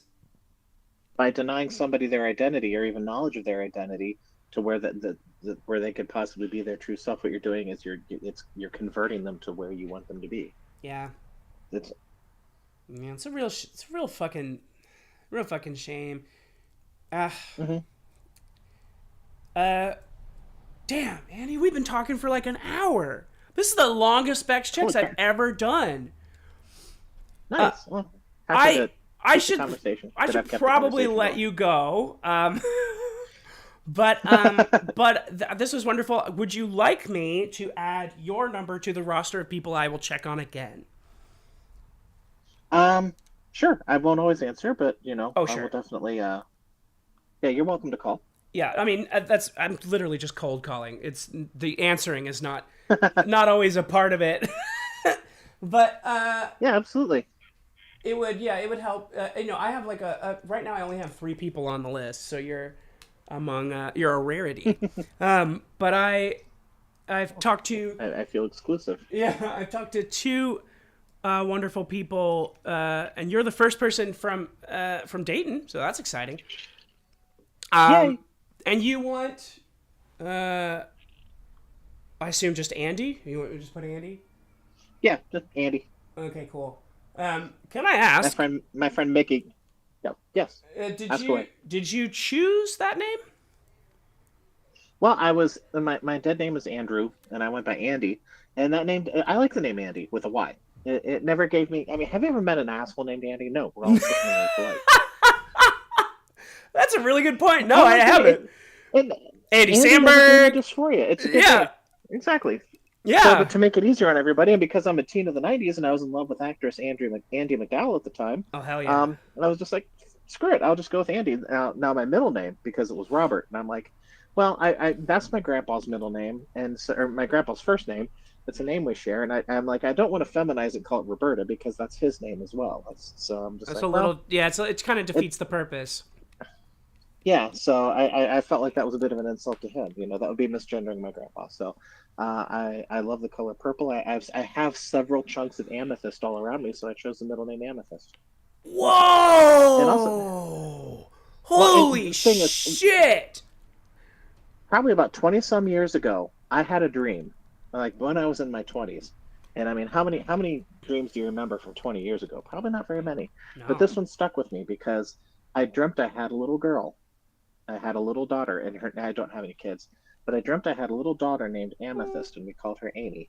And I woke up in tears, and that stuck with me this whole time. And I'm like, you know what? If I'm not going to have a daughter, then maybe little Amethyst was me. Oh, that's so sweet. That's so fucking adorable. I love that. Also, God, that name took me took me out. That's fucking holy shit. That's a cool name. I love that. So I'm Andy Amethyst, and I will reserve my last name for privacy reasons. Oh no, yeah, duh. Of course. I just was curious. I'm always curious. None of the internet's beeswax. Yeah. I'm just full government on the fucking online. But I am. We all are. Yeah, right. As an IT professional, I can assure you that privacy has been merely an illusion. For decades absolutely. Now. Yeah, sure. I'm sure. I'm always curious about how trans people choose their names, especially because it's sometimes like yours. It's a version of their name, of their dead name, and I think it's cool. I think it's really cool when trans people like own part of it, like they kind of repurpose what their identity already was. Well, it's like, I'll keep what worked for me, and then I'm getting rid of what gave me dysphoria. For some people, that name is it's like having a spider on their back. Like, get it off me. Oh yeah, sure. For some people, get that level of yuck. Having a cicada fly and land in your hair. It's like your dead name. It's like, get rid of it. For me, I'm like, I like it.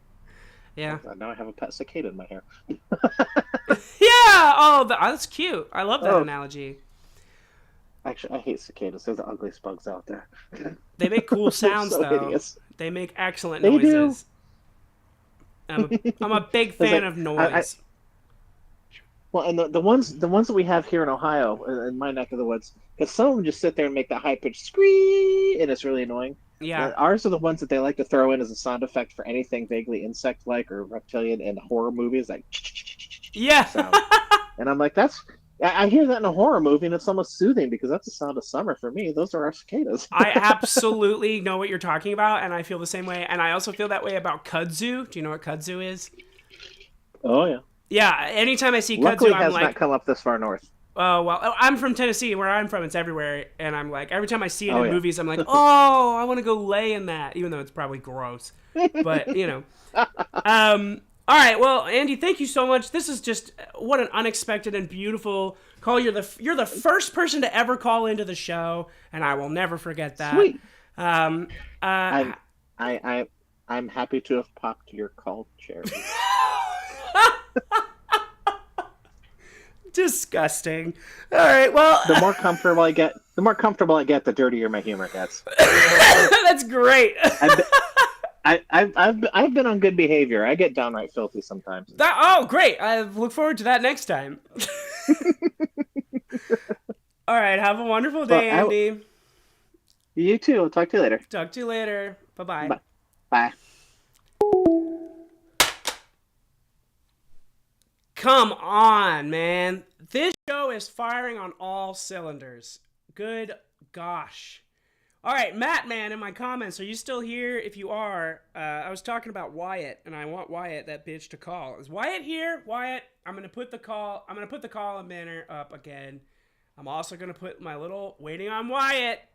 Let's go, buddy. I'm waiting, Wyatt. Call in. Call line's open. I'm gonna give you like 5 minutes before I make more calls. Although, honestly, that was just incredible. That was one of the best calls I've ever had on this show. I loved it. I loved that. Also, side note about just to talk, because it's a show where I talk a lot. Andy said something about she said about how it's about an old dream that she can remember. It's not it's weird to remember dreams. I have the same dream basically all the time. It's the same dream, and the dream is essentially that I'm like sneaking around either a familiar location like the church I grew up in, my old house, places like that, or it's like a cave, but it's not a cave. One time it was a cave that was like very specifically like a museum. It was like a coal mine museum or something. So like it's a cave, but it's like it's been like gentrified. So I'm sneaking around a gentrified cave, and And I have a distinct feeling and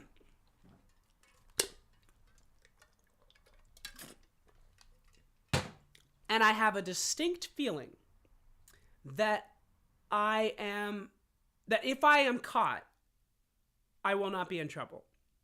So I'm sneaking around, and yet I know, even though I'm sneaking around, that if I am caught, for some reason there's just like internal sense I will not get in trouble. And I don't know if I'm just like dreaming about my privilege.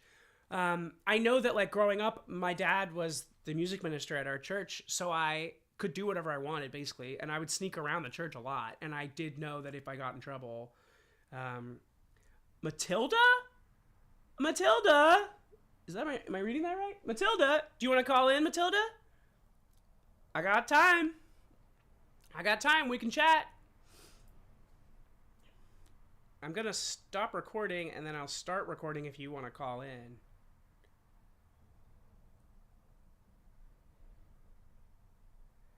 Matilda, earlier, I was talking about Wyatt to answer your earlier comment. This guy, oh, that's the wrong one. This guy, Wyatt. I'm waiting on this guy, Wyatt, to call in and tell me why I'm wrong about my gender. That he hasn't called. I think probably because he doesn't think it's worth his time to talk to someone with such few subscribers. Joke's on him, I guess. Matilda, do you want to call in? Do you want to chat with me? I'd love to hear how you're doing. I'd love to check on you, make sure everything's okay. There's the number right there. I'm going to drink some water because my voice is going.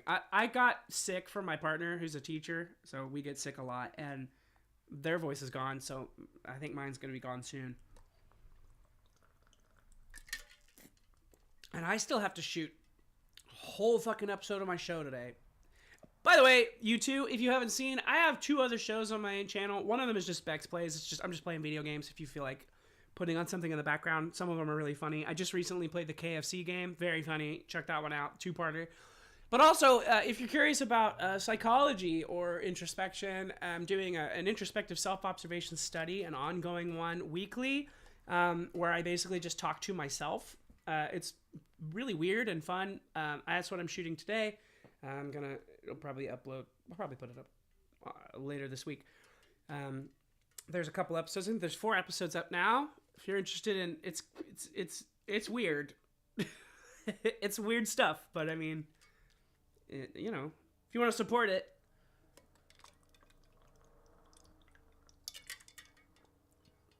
Oh.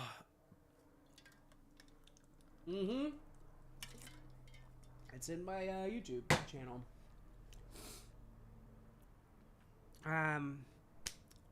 Matilda, you don't seem all that interested in calling in, so I think why don't we do, I'm extremely tired. I'm gonna need to take a break before I shoot the other show, so I guess we'll just do one more call. How about that? No, thank you, you're shy. Oh, Matilda, of course you are. That's fine.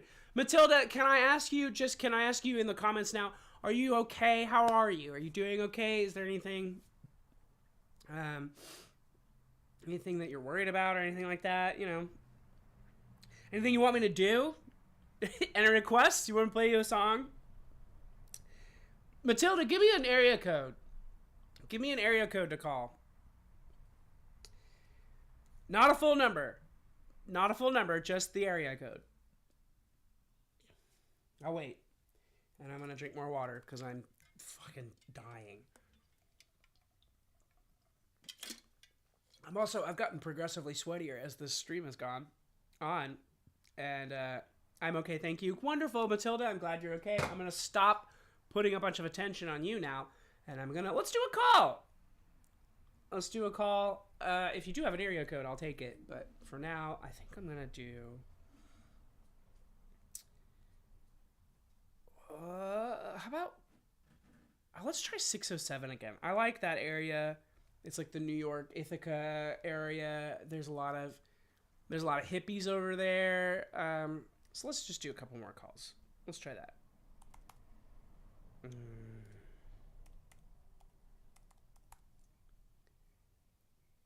And I'll take the call-in line down. Okay. Let's do it. Let's see what we get, y'all.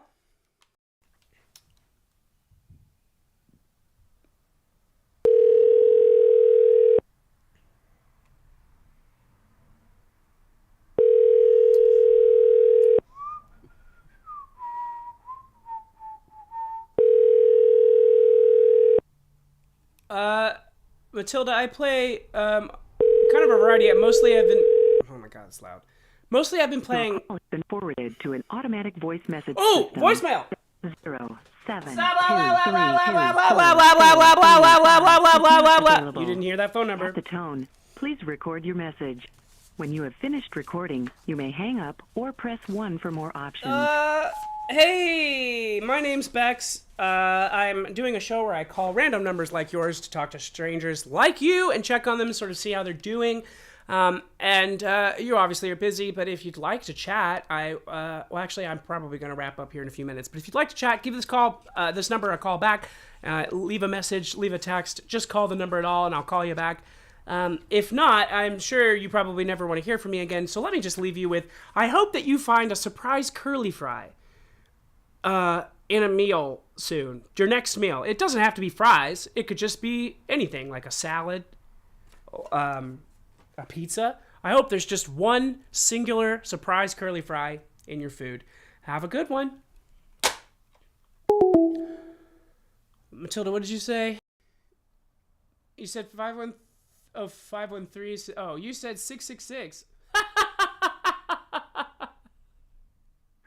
Do you think it would work? Is that a real area code? I'm going to try it. I'm going to dial 666-666-666-6666. Let's see if, I don't know if this is a number. Did not complete your call. No. Please try again. Nah, it's not. Nah, it's not a number. Sorry, Matilda. Matilda, I'm playing, there's only a few games on there now. I've only been playing free games because I don't have any money. If you have a game that you'd like me to play and you want to buy it for me, I can give you my Steam information. You can buy me a game. You can gift me a game and I'll play it just for you, Matilda. I'll play anything you want. I really, really, really wanted to play, I like the horror games. Horror games are really funny because they're good for streaming, but specifically, I did really want to play, there's a new Silent Hill, but I'm not going to get to play that. There's also, it's too expensive. It's like a $70 game. I'm not going to spend $70 on Silent Hill. Let me catch my breath. Also, there's another game. There was another game that came out. I don't remember what it was. Oh well. Okay, I'm gonna try 513 Cincinnati. Let's try it. I'm gonna try it just for shits and gigs. For you, Andy. This one's for you. What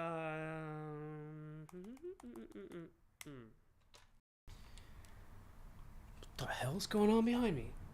Oh, it's toothbrushes. Oh, fuck you, Google. Some of these numbers, dude, I don't know how to guess a number that is actually a number, because half these numbers there are way more numbers that are not in service than there are numbers that are. Sure.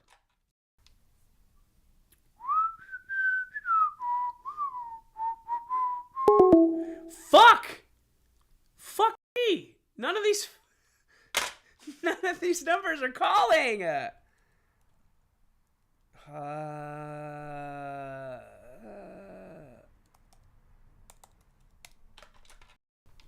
just guessing. Is Cincinnati even real? Is there even anybody there? Do you not have phones? What do you use, birds to communicate?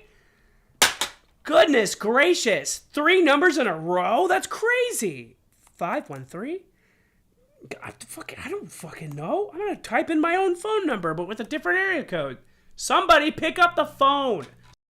Somebody have an active phone number in Cincinnati. The number you have dialed is unallocated. Bro, what the fuck is going on in Cincinnati? What happened to the phone system in Cincinnati? Guys, I think Cincinnati, I think they've gone dark.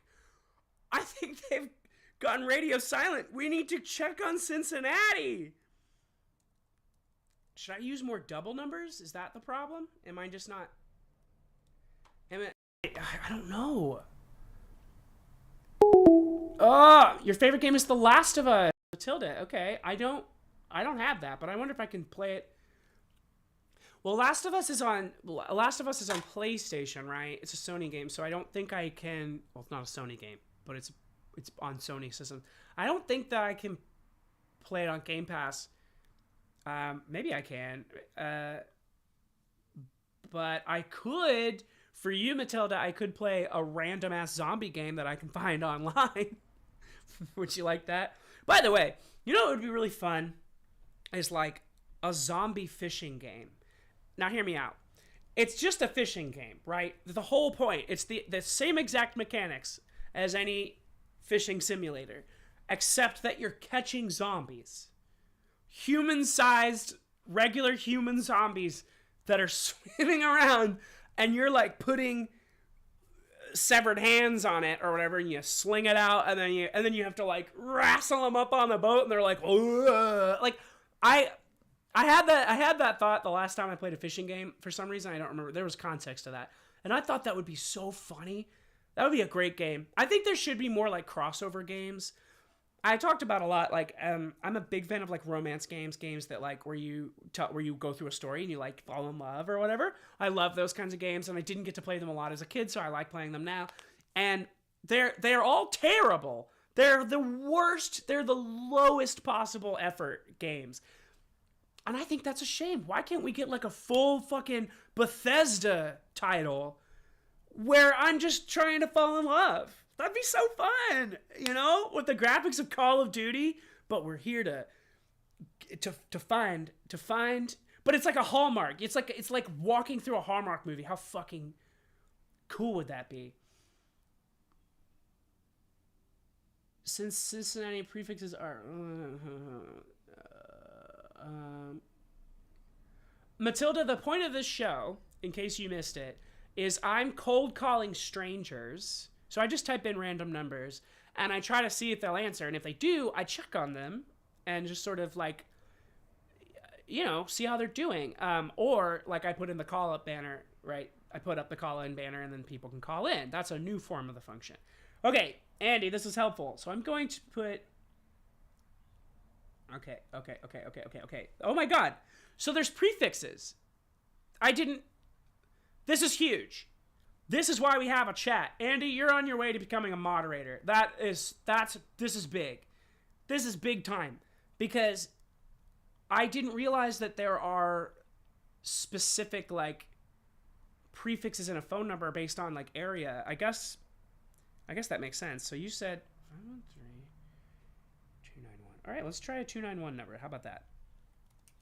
If you cracked this, Andy, I swear you're going to be The subscriber you have dialed is not in service. Aha! If you feel you've received this message in error, please hang up and try your call again later. Message KS17156. Now, you two are new, so I'll do this for you, but what the fuck is that guy's voice? Was that recorded in the 70s?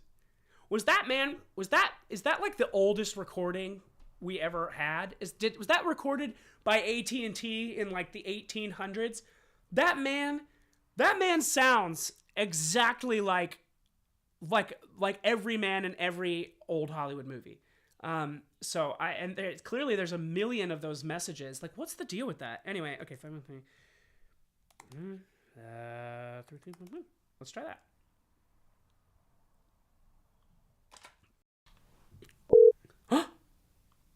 Hello. Please state your name after the tone, and Google Voice will try to connect you. Hi, my name's Bex. Is that all you need? Oh.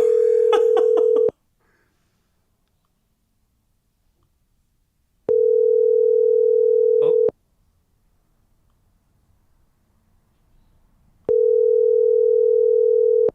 Some dude is like 97 years old. But I bet he was like 30 when he recorded it. He just sounds like this. He's got the Marble. He's got The marble. Google subscriber you have called is not available. Please leave a message after the tone. Oh, hi, my name's Bex. I do a show where I call random numbers like yours to talk to strangers just like you and just sort of check on them, see how they're doing. You're busy. I guess that's obvious. So I will just, if you want to call me another time and chat, you're welcome to do that. You have my number. But otherwise, I imagine you might not want to hear from me ever again. And if so, let me leave you with this compliment. You have cool elbows. That sounded creepier than I guess I intended it to be when I wrote this down. I don't know who you are. I don't know anything about you. But people are really jealous of your elbows. They look at your elbows and they say, wow, I wish I had their elbows. That's a thing. That's the thing people say about you. Okay, bye. So Matilda, that's kind of the whole show. That's pretty much what I'm doing all the time. It's just calling people and leaving horrible voicemails. Which is why I started doing the call-in line, because I wanted people to call in, and also why I told that bitch Wyatt to call in and tell me why I'm wrong about my gender.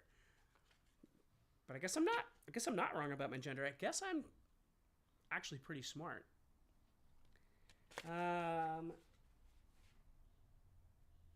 589. And Matilda, I am also here most mornings. I'm going to be trying to do this every morning on weekdays. So if you guys want to come back. We're sorry. Your call cannot be completed as dialed, or the number has been disconnected. Please check the number and dial again. Dude, you guys. We're sorry. Listen to this. Your call cannot Listen. be completed as dialed, or the number has been disconnected. Or the number's been Please check the disconnected, number huh? and dial again. Conspiracy. Cincinnati. They pulled the plug on Cincinnati, guys. There's no other way. There's no other explanation for how not a single goddamn person, not a single person has a phone number in Cincinnati. I'm doing the prefixes. I got researchers out here telling me what numbers to call, and they're not working. This is crazy. Oh. Did I get that right? Oh, wait. Did I do that right? 5. Yeah. Oh my god, this is so...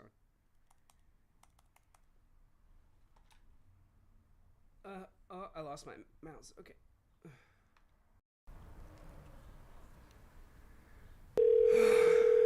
Holy shit, one big Mandela effect. That's right. We all dreamed that Cincinnati exists. Oh, man.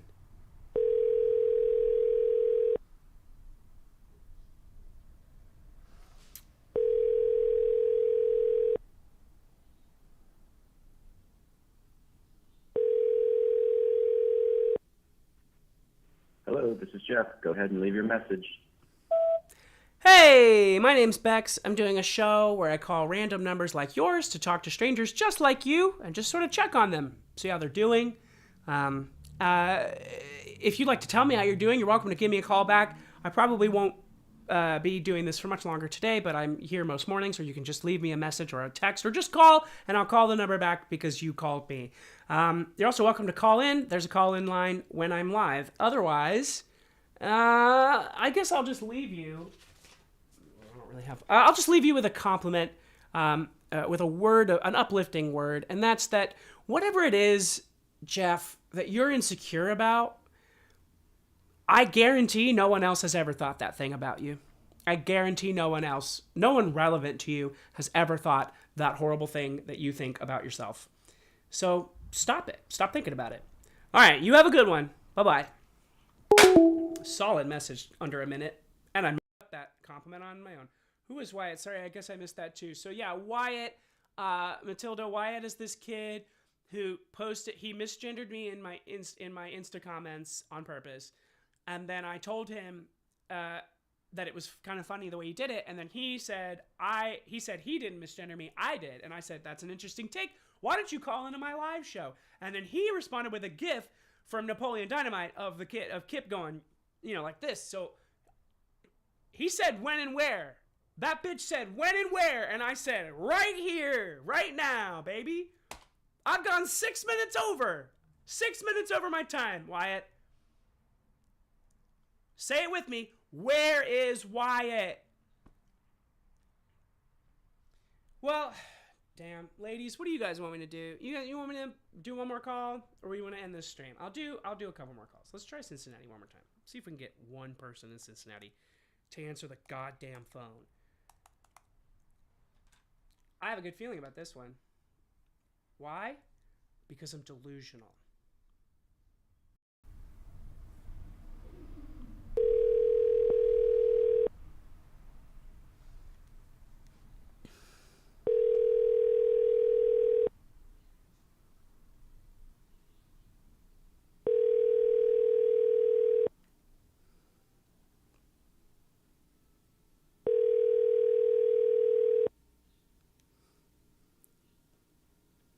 At least we got a name on that last one. That's true. At least I got somewhat closer to a human connection. Hi, you've reached Michelle Cummings. I'm unable to come don't give to me the your phone last right name, now. Michelle. Leave your name and number, and I'll get back to you as soon as I Forget can. you heard that last name. Have a blessed day. Hi, my name's Bex. I'm doing a show where I call random numbers like yours to talk to strangers just like you and sort of check on them, see how they're doing. Just like have a nice conversation with a stranger.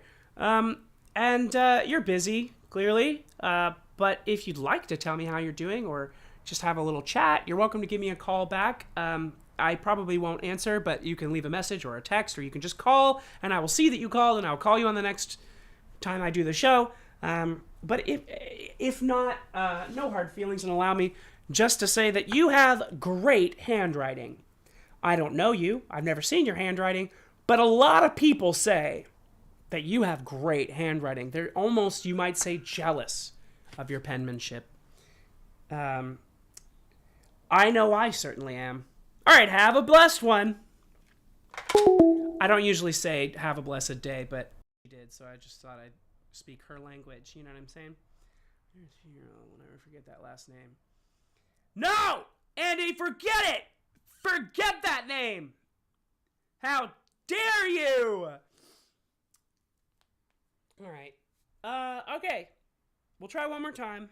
And then I desperately need to go lay down before I have to shoot like all day. Okay. We're already 10 minutes over the show time, but I'm having fun. So let's do... we've been getting good success with this prefix, so I'm going to stick with it, but I want to do different. Oh, I didn't type any of that. No. I've done that one, haven't I? Hold on.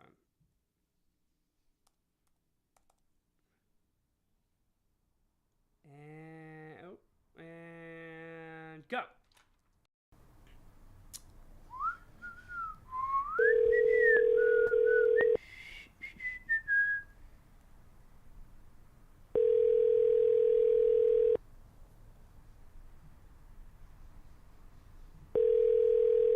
Aw, thank you, Matilda. He is mean.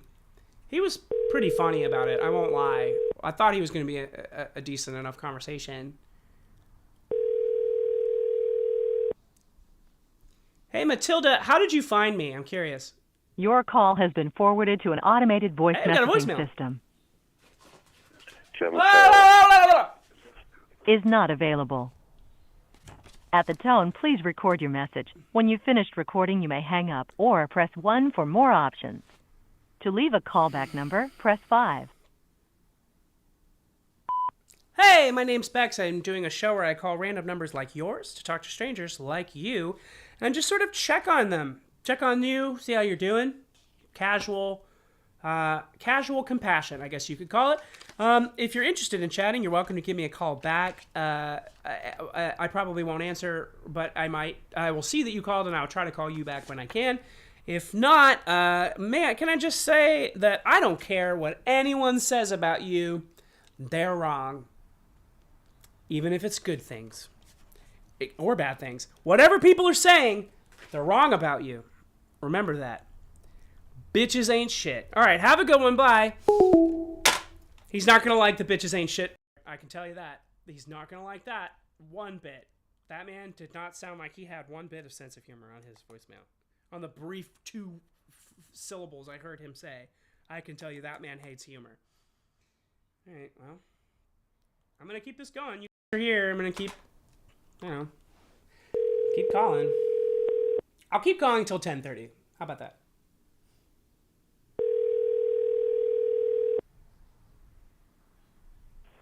Hey, this is Jenna. I can't come to the phone right now, but leave me a message, and I'll get back to you as soon as I can. Thanks a lot. Bye. The mailbox is full and cannot accept any messages at this time. Goodbye. Clear your voicemail so that I can enjoy... So that I can leave you a fun, uplifting message. Damn it. God. These compliments, I've used all these. I gotta come up. You guys gotta, hey, give me some compliments. Give me some compliments that I can leave people in the comments. Okay, I'll read them when I get to the next call. Throw some compliments in the comments right now. Let's do, why don't we just do, how about that? How about those apples?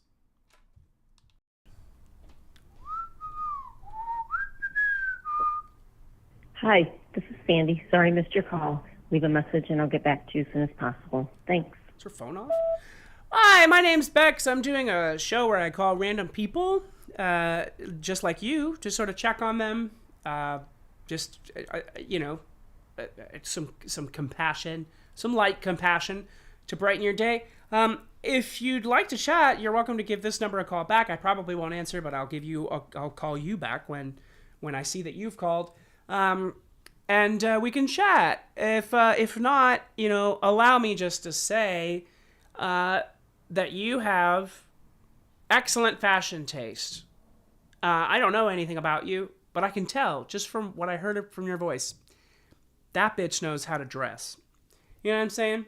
And I meant bitch as a compliment. That wasn't an insult. I'm not calling you a bitch. It's a young kid slang thing. Don't worry about it. Have a wonderful day. Goodbye. This is why I have to have compliments written down. This is why I get too nervous. I get too nervous and then I say weird shit like that. And maybe that's what you want, okay? Maybe that's what you sickos want, is for me to squirm on somebody's voicemail. But I'm going to get reported if I say the wrong thing. I don't want some old lady to think that some weirdo's stalking her and taking notes on her fashion. I am, but I don't want her to know that. All right.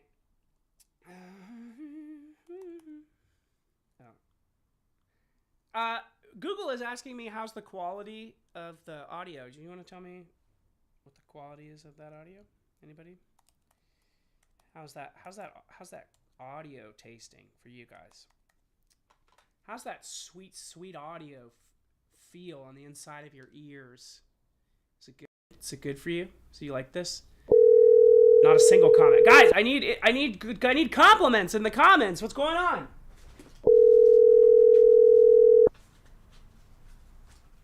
I'll do the surprise curly fry again.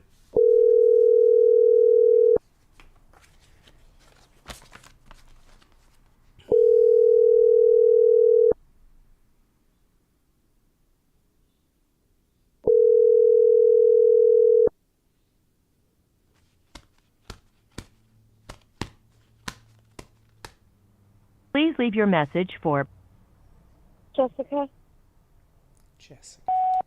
Hi, my name's Bex, and I'm doing a show where I call random numbers like yours to check on strangers just like you, and just sort of,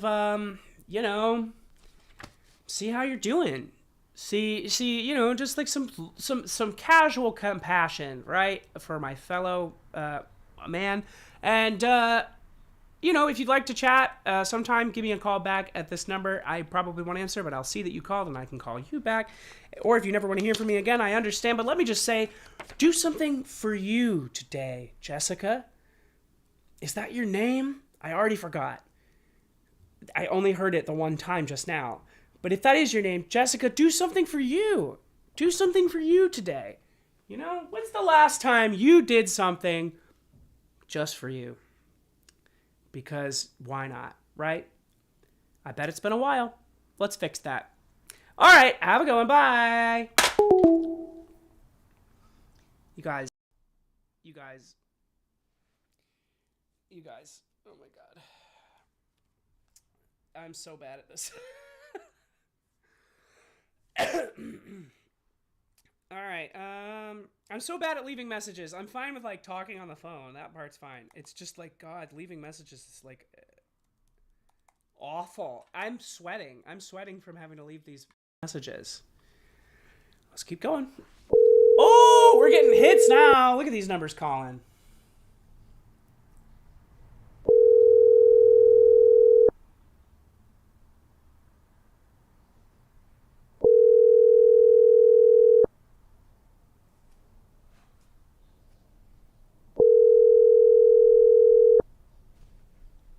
Bye, Andy. Thanks for coming. Come back tomorrow. Your call has been forwarded to voicemail. The person you're trying to reach is not available. All right. At the tone, please record your message. When you have finished recording, you may hang up. Hi, my name's Bex. I'm doing a show where I call random numbers like yours, check on strangers just like you, just to kind of see how you're doing. Some light, casual compassion for my fellow man. If you'd like to chat, you're welcome to give this number a call back. I probably won't answer, but I will call you on the next round, likely tomorrow morning. If not, let me just say, from all of us here at BEX CHECKS, you got moxie, kid. That's the first thing that came to my mind. You got moxie. Matilda, since you're the only one here, I hope. Matilda, how did you find me? Did you find me on YouTube or did you find me on Instagram and then come over? What's the deal there? Are you one of my fans? Did you just stumble in here?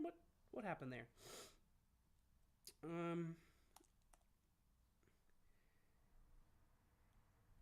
God, this is so much more fun when someone's in the chat actually responding to me. It makes me feel way less alone and scared. I feel like you last longer in a stream when there's a chat. But hey, that's what happens. You know, we're building this channel. We're just building as we go. We're doing what we can, and we're trying our best. I'm trying my best. Come on, Cincinnati.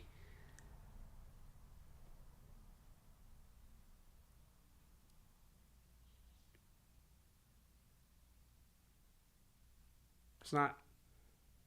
Is it dialing?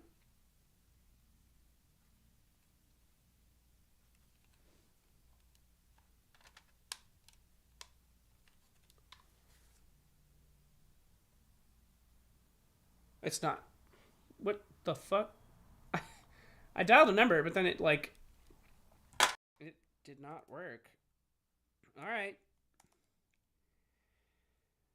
Oh, let's keep this going. Keep it moving and grooving. Ah, my head hurts. I need cold medicine. I'm sorry, the person you are trying to reach has a voicemail box that has not been set up yet. Please try your call again later. Goodbye. Matilda, I didn't say you're no help.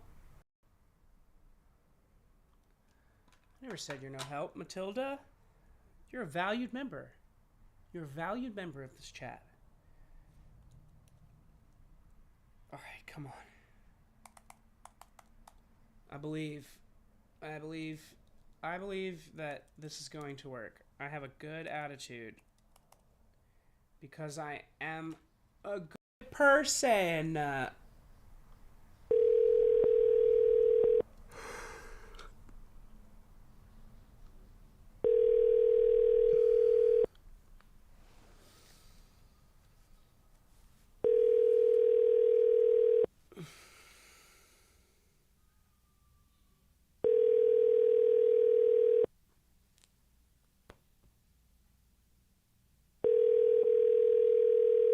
Your call has been forwarded to voicemail. The person you're trying to reach is not available. At the tone, please record your message. When you have finished recording, you may hang up. Hi, my name's Bex. I'm doing a show where I call random numbers just like yours, talk to strangers just like you. Just sort of check on you, see how you're doing. You know, very just some light compassion to brighten your day. If you'd like to see if you'd like to chat. You're welcome to give this number a call back. I probably won't answer, but I'll call you back at another time. Or allow me just to say that I hope all of your Halloween decorations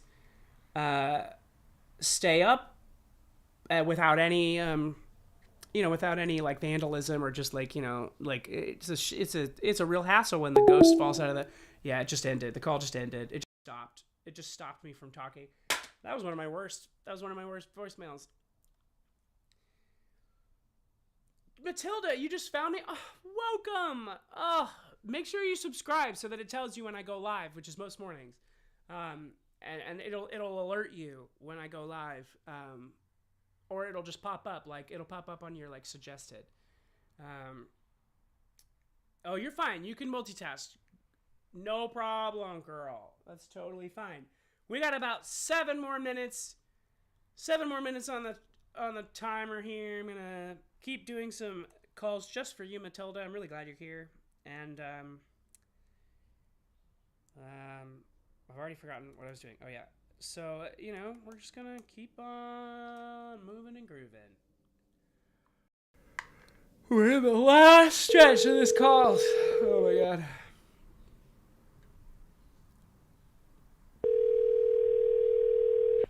Matilda, you just sit back and enjoy. I won't bother you anymore. Your call has been forwarded to an automated voice messaging system. 51329287888 is not available. At the tone, please record your message. When you've finished recording, you may hang up or press 1 for more options. Hi, my name's Bex. I'm doing a show where I call random numbers just like yours, talk to strangers just like you, and just sort of check on you, see how you're doing, some light compassion to brighten your day. And you're obviously busy, but if you'd like to chat, you're welcome to give this number a call back. I probably won't answer, but I'll call you back. And you can otherwise just have a wonderful day, unless I guess you're a terrible person. If you are, then I guess have the day that you deserve. I don't want to make any assumptions. So I'll just say, have a day. That wasn't bad. It was off the cuff. A little rough. A little rough around the edges. Oh.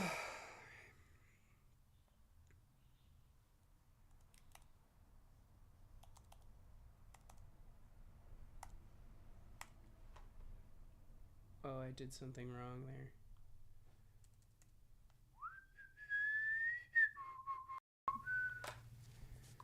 Subscribe! Yeah! That's right. What a baddie over here. Subscribe. Ah! God! Oh my god. Jesus. We both just got attacked.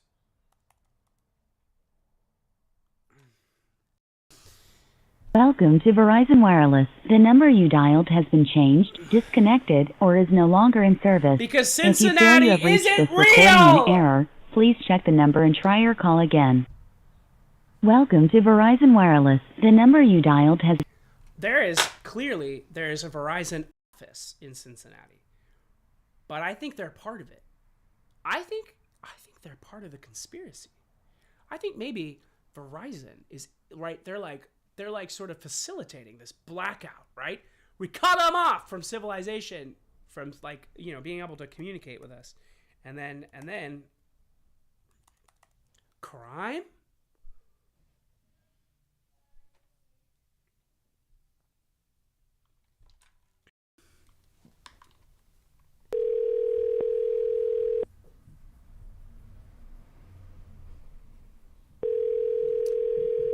Oh.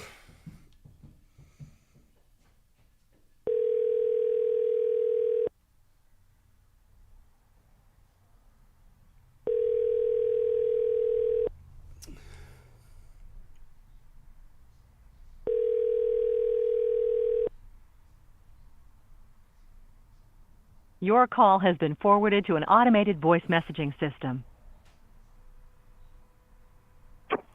Is not available. At the tone, please record your message. When you've finished recording, you may hang up or press 1 for more options. To leave a callback number, press 5. Hi, my name's Bex. I'm doing a show where I call random strangers, like you, to see how they're doing, to sort of check on them, have a light, casual conversation. If you'd like to chat, you're welcome to give this number a call back. I probably won't answer, but, who knows? But I can call you back if I see that you called. Anyway, sorry, I'm very tired. I've been doing this all morning. If you don't want to call back, allow me just to say that I hope that you find a $2 bill today. That's what I wish for you. That's what I wish upon you, my child. A $2 bill. Bye-bye.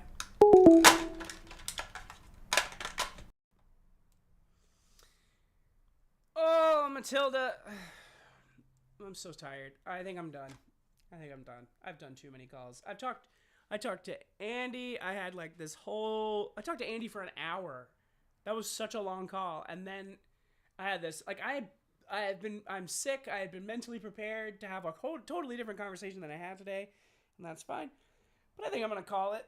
And I just want to say, Matilda, thanks for being here. It really means a lot to me that you're here. And that,